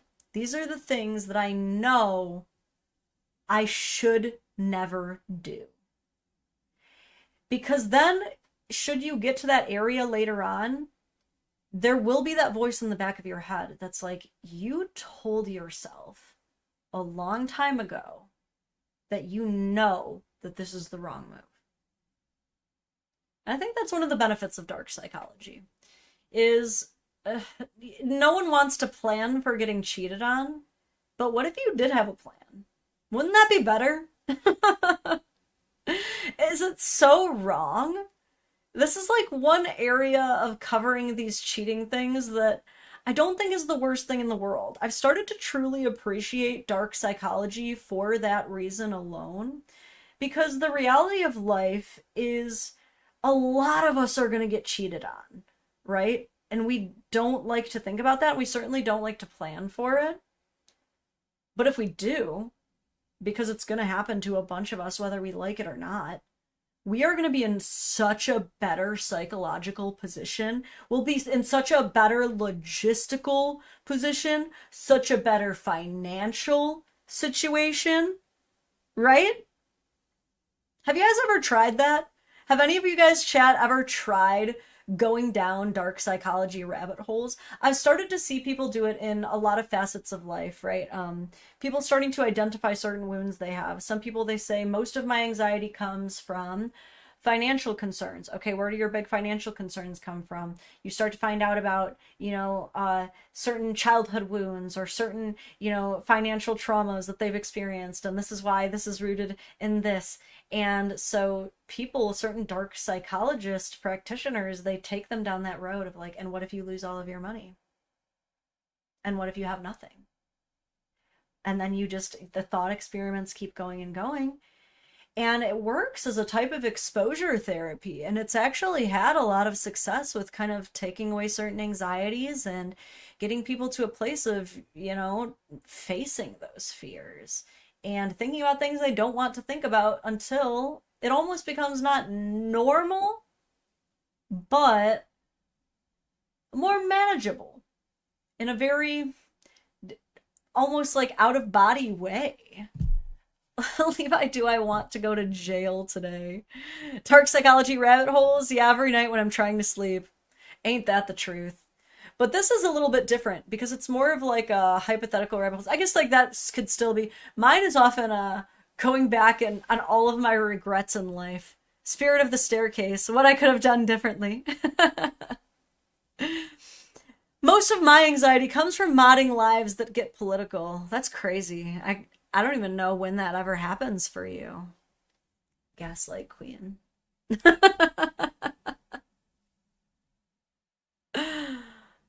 The thing is, are humans really designed to be, I'm assuming you meant to say, either monogamous or magnanimous? I know some people really do just like being with one person and one person only, but in the grand scheme of things... I actually did a Facebook post about this not too long ago, but I said, I'm about to debunk humans weren't made to be monogamous in the comments. And basically my whole point was, in the past, in the future, in the current times, we've observed a trend that as being gay has become more and more societally accepted, more and more people are coming out. Does that mean more people are gay now than in the past? No, they feel more comfortable telling you that they're gay. As being trans has become more and more socially acceptable, more and more trans people are coming out. Does that mean there are more trans people now than there were in the past? No, they just feel more comfortable telling you about it, right? And yet, in all this time, you've never needed legally to be monogamous.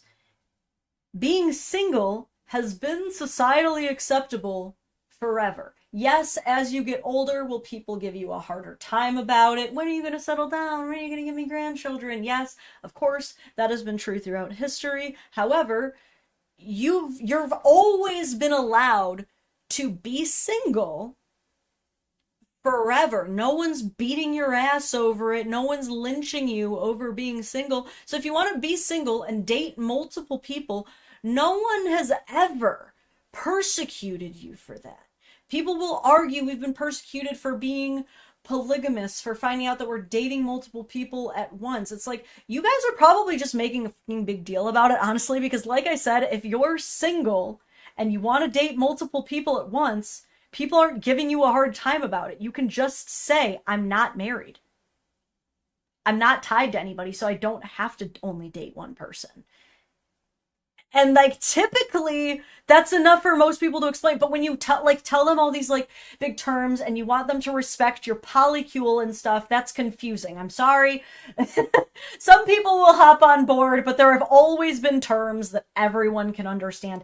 And yet there is not like a significant increase in people who practice that kind of lifestyle as opposed to monogamy.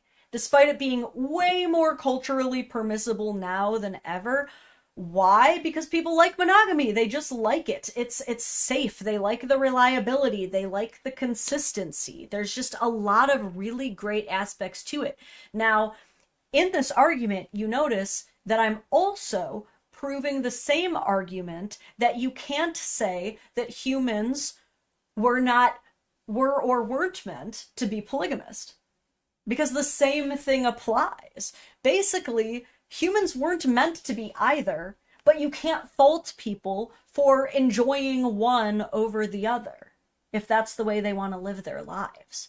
As long as you're adults and you're consenting and you tell people what's up, then you weren't meant or not meant to live that way. That's just what you like. So, like, there's a lot of cultural, societal, anthropological reasons that humans have long enjoyed monogamy. And there are a lot of cultural, societal, and anthropological reasons that people have long enjoyed polygamy. It's just that there happens to be a lot less of you, whether you like it or not. Most of us are going to pair bond with one other person, and we're not gonna like anyone else touching our one other person, and that might be frustrating if you're like, but I want to fuck you guys. Sorry, but there are people available to because like even outside of the camps of like people actively practicing polygamy of like I'm dating these consistent people constantly, or monogamy of like I'm dating this consistent person. There's still just like a bunch of single people that you can just do whatever you want. That sounded bad. To whatever they consent to. But there's also just a bunch of single people that like can fulfill either of those aspects of the Venn diagram. Yeah, I love that you're like fair and balanced take. I know. I'm difficult to argue with. Because if you want me to admit that I'm wrong and that you're right, it's probably not going to happen. And if you like want to only have a black and white discussion, it's probably not going to happen. I'm probably going to meet you halfway and we're probably going to have a good, fun conversation, even if we don't fully agree on every single thing. Difficult aspects of the Dadvocate. Yeah, I try. I know people don't ever expect the nuance. And when they do, they're like, hey, stop that. Get that nuance out of here. Alright. Like, yeah, spread all the diseases you want. Well, I'm a big advocate for safe sex, too. Big advocate for that. Definitely don't spread all the diseases you want, though, because that is SA. If you want to be very sexual, if you want to be promiscuous, as they say, you better protect yourself. You better be getting tested often, because if you are spreading diseases and someone can trace it back to you, and especially if they can trace it back to you knowingly spread it, then you rightfully should be charged with SA. That's my other hot take of the day. Now, it's possible too for you to like not know. I was reading an article even how it's possible for people to develop STIs while in monogamous relationships. I didn't read too into it. I'm not entirely sure how it's possible, but plenty of doctors are agreeing that it is, so I guess we have to concede, which is like a tricky thing, because now any cheater can be like, but it's possible, but it's possible. So it's difficult. I'm a new follower. What up, Lunar? Shout out to the new followers. Okay. So I wanted to keep this live a little bit shorter. I won't get into the last video. I'm going to open it up to the forum of any questions, comments. No more needs for super chats. I'm going to be just paying attention to the chat box and answering some things before we get out of here. Remember, we're doing another live Wednesday, 11 a.m. We do lives every week, Mondays and Wednesdays, 11 a.m. Eastern Standard Time. I haven't posted it formally this week, but it is happening. It will always happen unless I formally announce that it is not happening or cannot happen for whatever reason. And then there will be a ad-free members only live sometime this week. TBD. Probably Thursday or Friday. We will figure it out. If there's a particular like strong vote in the Discord, mods definitely let me know if everybody's like leaning one way, but probably going to be the same time, 11 a.m. Thanks for streaming to us Twitchies. I know we are small, but we love and support you. Thank you. I know I try. Shout out Restream for letting me stream to all these services too. Let's see. Have fun in the members only stream. We will. We will. Levi, what the Now, where in the hell did that come from? Levi, not in my house. That's for sandwiches. What in the pH imbalance are y'all on about? Levi, you gonna tell me to calm down and then say shit like that? Devon, I'm so glad you made it. Who knows? Maybe I'll try to start planning some other timed lives for all of the other different time zones of the world.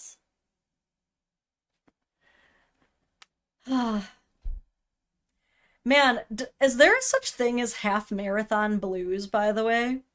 Like, I spent all year preparing for this half marathon. And like, what a journey. Yeah, for those of you who don't know, yesterday I ran 13.1 miles consecutively in 2 hours and 25 minutes at an 11-minute and 9-second per mile pace, which is not amazing. But I did not walk. And I finished. And so I'm very proud. And also, I did not think that it would go that well at all. Like, I signed up for a half marathon. And keep in mind, like, I had done, like, a couple 10Ks last year, which is 6 miles.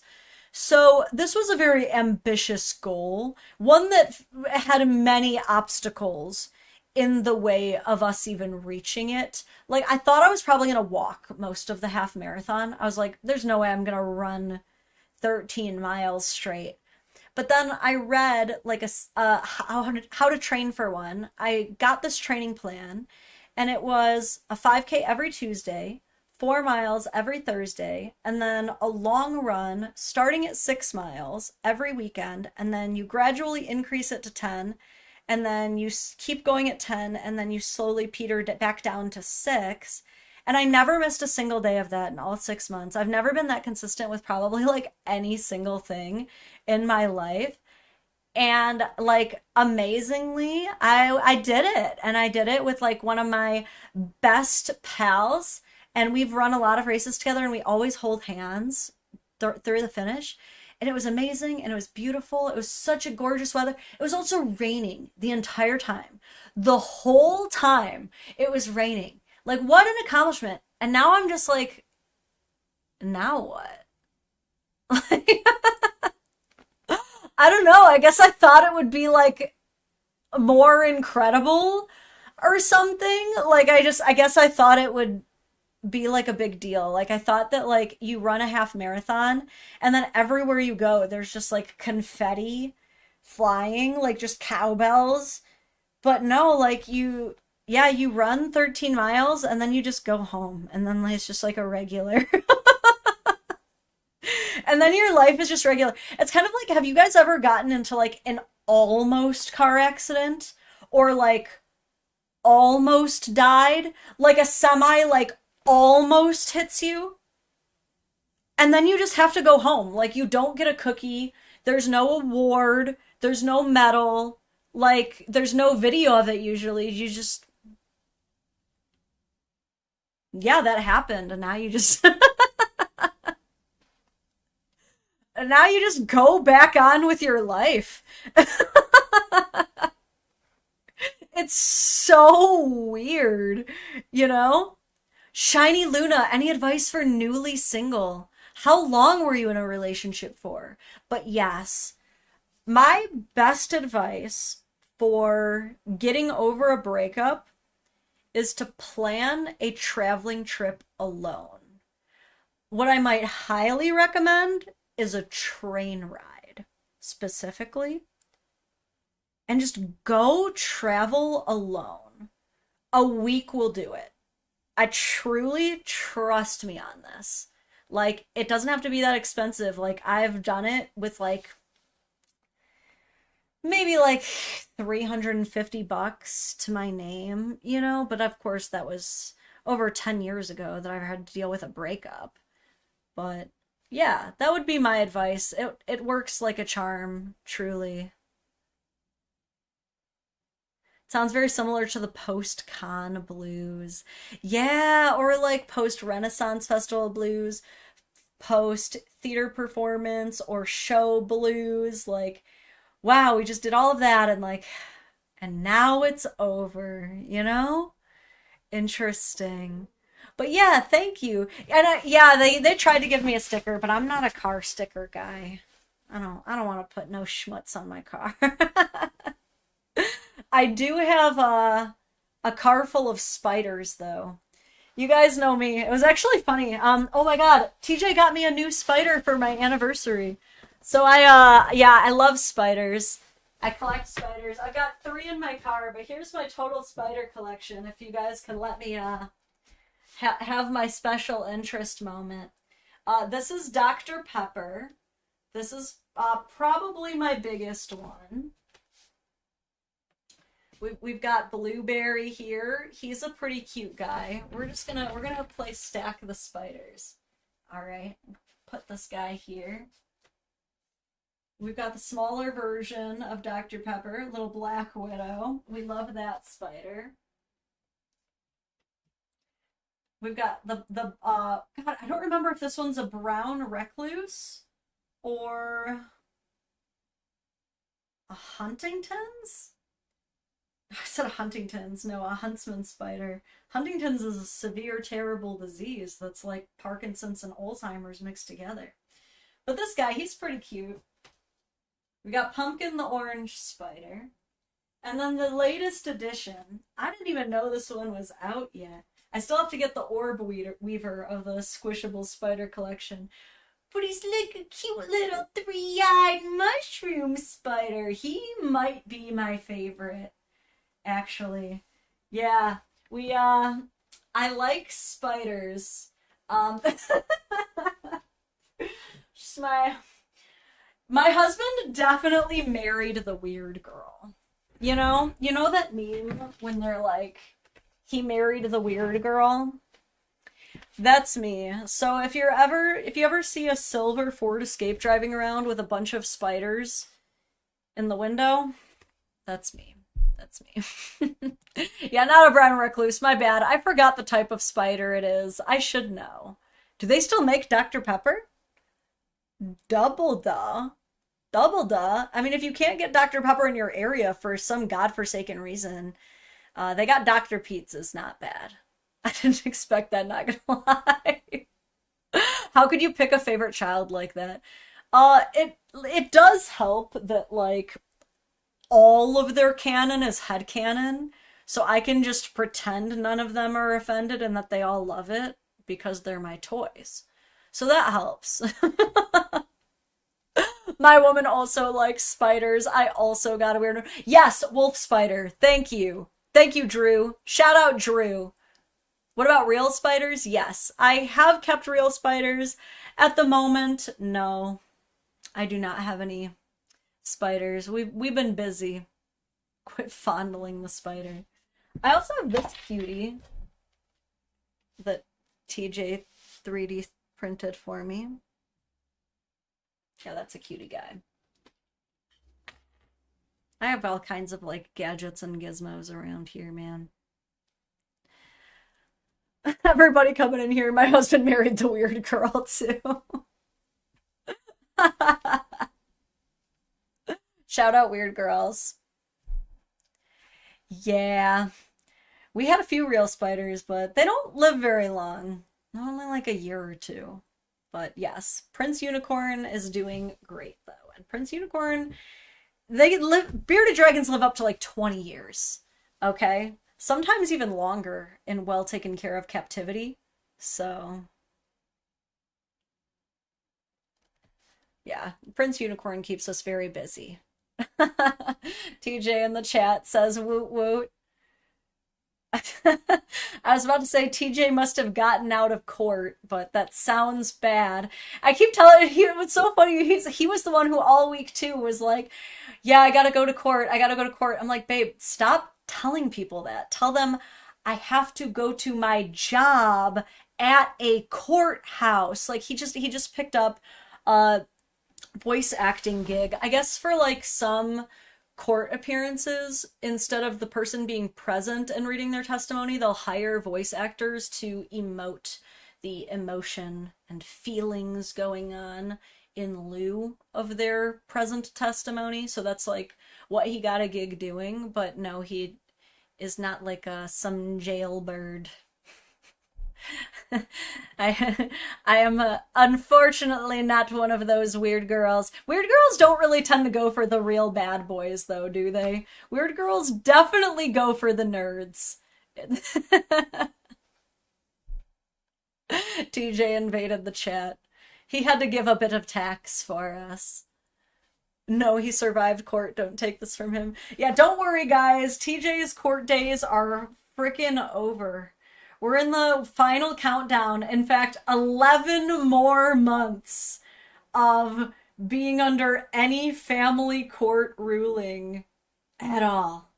Only 11 more months of a court-ordered parenting schedule, of child support, and no arrears either. It is a hard over at that point. There's nothing left to pay back. I know some people, they like hit the age of 18, but there's still like thousands left owed. No, nothing owed. We're out of here. And by the way, like, that's something I gotta speak up more on. You know, everybody knows I'm the Dadvocate, but people don't realize, like, we actually secured equal shared parenting in a pretty uphill battle. And just because it's over for us doesn't mean I am leaving y'all behind. We have a lot of wisdom to share. TJ says, I pulled over at a rest stop listening on the ride back to my other job today. Dang, well, I'm unfortunately will not be able to continue entertaining because I was about to turn off the live and go record other things. And possibly actually eat a calorie. And Dylan says, congrats to Sunvocate for making it through the childhood years. Yeah, I will say this as far as both houses are concerned. Both houses definitely made an effort to make sure that he was as unaware of how bad things were as possible.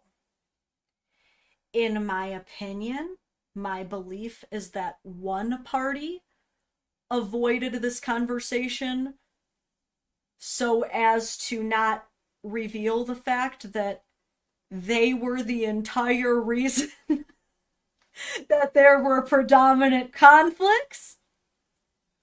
But regardless, we definitely both made our efforts. But yeah, it was, despite everything, you know, a lot of you may know this about TJ, but as soon as he found out he was going to be a dad, and no, he was never married, okay? This was a surprise for everybody. Maybe not a surprise for one person, but the story is that it was a surprise for everybody. And he moved 250 miles away from his family, his friends, his work, his support system, everything he knew, to be right next to his son. When I say right next to, I mean like literally his other house is less than a mile away. So every single person from my husband's side did absolutely everything that a parent should be doing. I guess like probably mistakes are made on everybody's end here and there, but it's like the whole reason I even was attracted to this man, which most, you know, young women in their very early 20s are not like, time to find a dad to marry, like, was because this particular dad was so devotional, was like truly giving up everything to be there. And I was like, well, that's a good sign, right? There's a lot of people, they start dating dads because they think they're hot or for whatever reason that brings them to this man who happens to be a dad, but they don't really care that he only sees the kid once a month. They don't really care that he's, you know, several hundreds of thousands of dollars behind in child support and has no interest in paying it, doesn't go to the kids' games, nothing. But that couldn't be me. So y'all know if I'm gonna date a dad, that's gonna be an exceptional dad. That's we are not dating no mid dads around here. Thank you, TJ. Yeah, I did end up coming along though. Yeah, a lot of people don't know too. It's so funny because TJ and I are actually both from Detroit. Our parents live right next to each other, but we moved to be by his son, him before me, but I had work out in Grand Rapids, so when we met, I was still in Detroit, and he was in Grand Rapids, but at the time, you could get a megabus over there, round trip, for like $20, so we were just like, date each other long distance for a really long time, and once we were like, oh shit, we're in love, huh? Then of course I was the one who offered to move. So yeah, I guess as you could say like, oh, you sacrificed so much or whatever, but like I didn't really have anything going on the east side anyway. I was kind of a rolling stone, so it definitely was not as big of a sacrifice as TJ's. And like, how much of an asshole would I have been if I'm like, so you're ready to leave your kid and come be with me, right? Like, I would hope to God TJ would not end up with someone like that. Ew. TJ rizzing in real time. Yeah, just imagine being our kids. They do not get a frickin' break. From dusk to dawn is constantly Riz Central in this house, and they just have to deal with it. Just imagine being Morticia and Gomez's kids, essentially. Creepy and destructive. Okay. I've yapped enough. You can probably literally hear my voice dying. My voice box just actively running out of voice. Truly, the simping is strong with Lauren. Dude, yeah, if you can't, like, mutually simp with someone, what's the point? What is the point? My mother's from Spring Lake. Also, I heard about Dearborn. Are you one of the... Oh, God. Now you've kept me. Now you've bought more time. You've activated a card. You've activated a 10 plus minutes card by bringing up Dearborn. Shadow, are you ready to fight again? Are you ready to bicker on stream once more as two people who like each other? You're not scared about Dearborn, are you? Be honest. If you guys don't know what the Dearborn situation is, it's that Dearborn, Michigan happens to be the one and only city in all of the United States that happens to have a majority Muslim population. And some people are fucking terrified of this. This is the new Red Scare. Their panties are in so much of a bunch that their butt crack could not fart. The panties are so deep up in the butt crack of the anxiety of this situation. It is like we are being taken over by a foreign culture. It's no time before they're going to institute Sharia law and they're going to cover our women in robes and we won't be able to see their faces. And it's like, that's hilarious. Like, non-issue, nothing burger, where, like, God forbid, there happens to be one area where a lot of brown people are, and they eat shawarma, and they have very decorated cultural centers where they play basketball.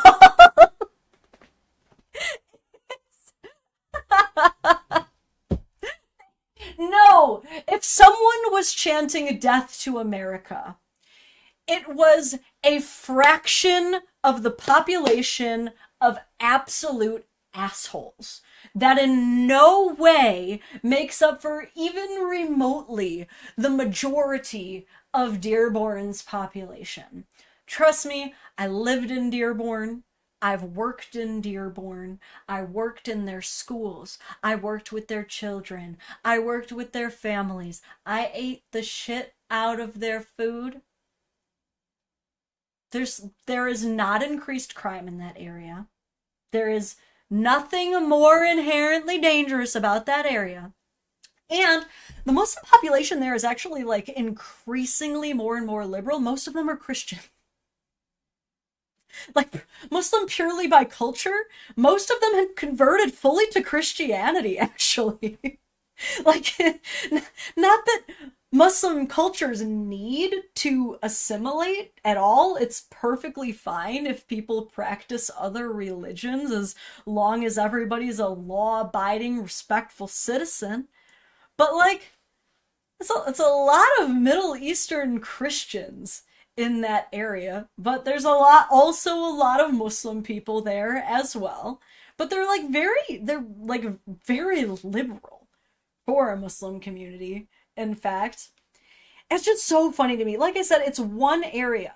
And what people don't realize about Michigan is that, like, there are little cities like that almost everywhere that have kind of become designated cultural zones because Michigan has a ton of what are called sanctuary cities, where this is a city that has been designated as a place where it is a lot easier to immigrate there, to start over, to, what's the term I'm looking for, where essentially you are immigrating to escape a bad situation. I'm so sorry. It's like, I can't think of the term for it, but we make it easier to immigrate to these sanctuary cities. So because of that, there are little Ukrainian cities. For example, Warren, Michigan has a huge Ukrainian spot of town where entire businesses operate in Ukrainian. That was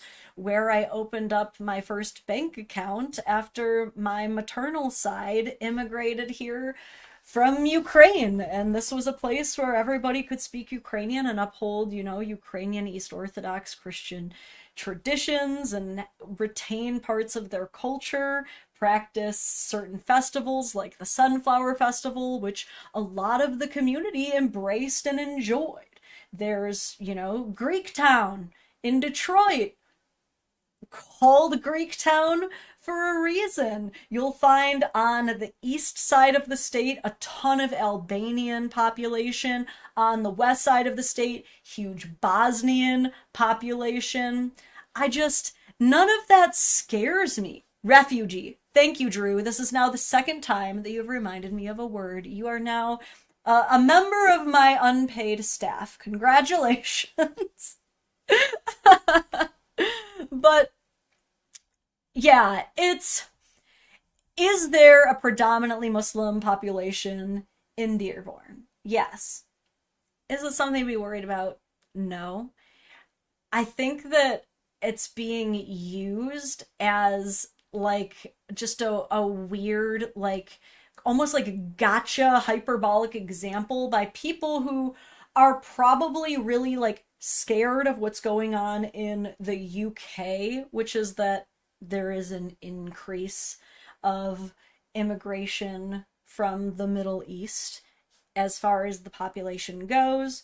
And it's my understanding, and this is what I've heard from people in the UK, is a lot of people from the UK say that they're more racist there than even in the US, and that they don't like the melting pot effect, that they would rather just keep it European. So there's more political adversarial opinions to that.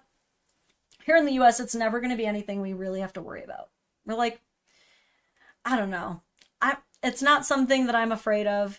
Any violence that comes from Detroit or from Dearborn would be part of the less than the 1% population of every other culture that commits violence. You know? It can't fully be avoided, but there's nothing inherently wrong with certain cultures kind of picking out a stake of the land and just organically growing, you know? I don't think that there's any kind of mafia involved to my knowledge, but shoot, I'll eat a shoe if I find out that there's some horrific, corrupt Dearborn mafia that I don't know about and that the whole place really is, like, fucked.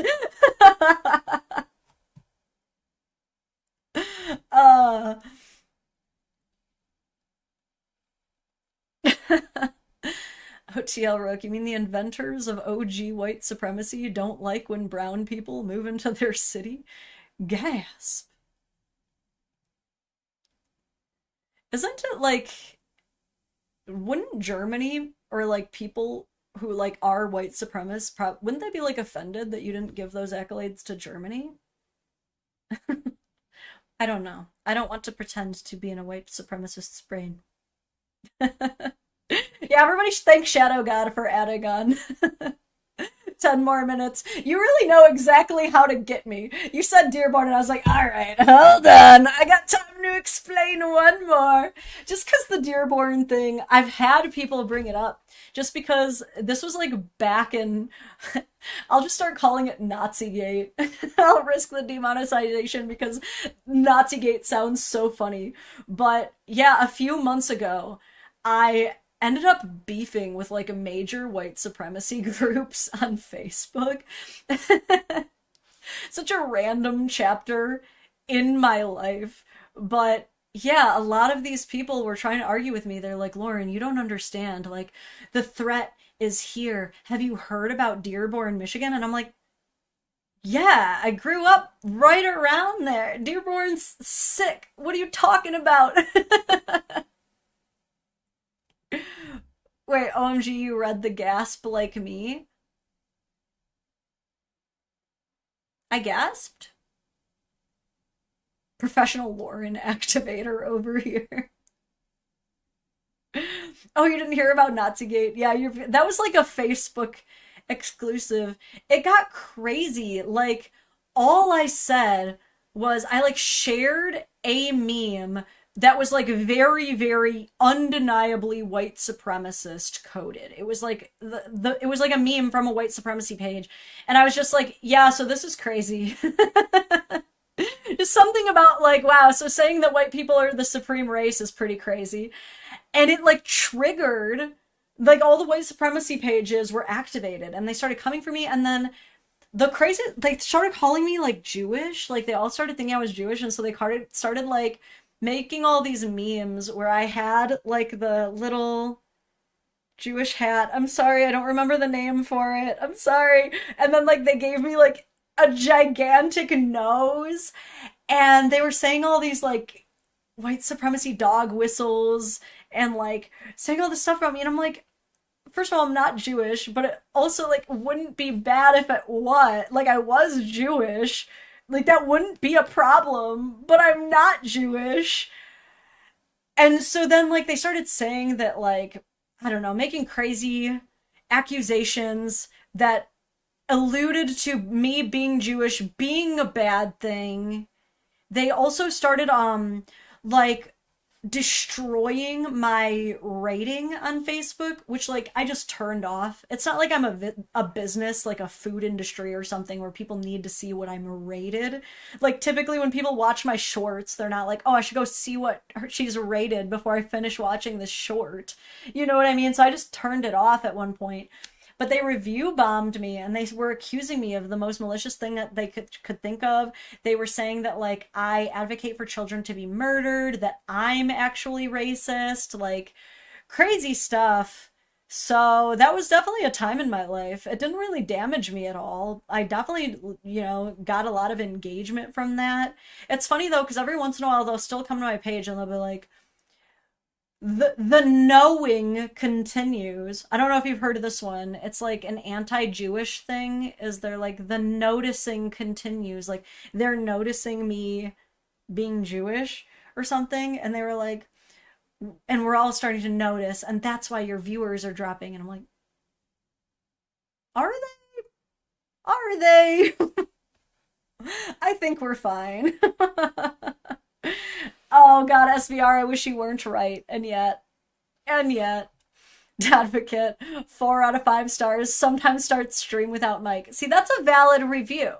That's very valid. If I was like a podcast stream rating system, fair. And it would help the viewer understand my show a little better too. Okay, time to go. No more discussions. No more baiting me into discussions of political things. I'm gonna go eat. I will see you Wednesday. Keep posted in the YouTube community chat or Discord or Patreon page to find out when we are doing the ad-free members-only live stream this week. Thursday or Friday, I'm thinking, so I will keep you posted. Everyone else, I will definitely see you Wednesday. Until soon.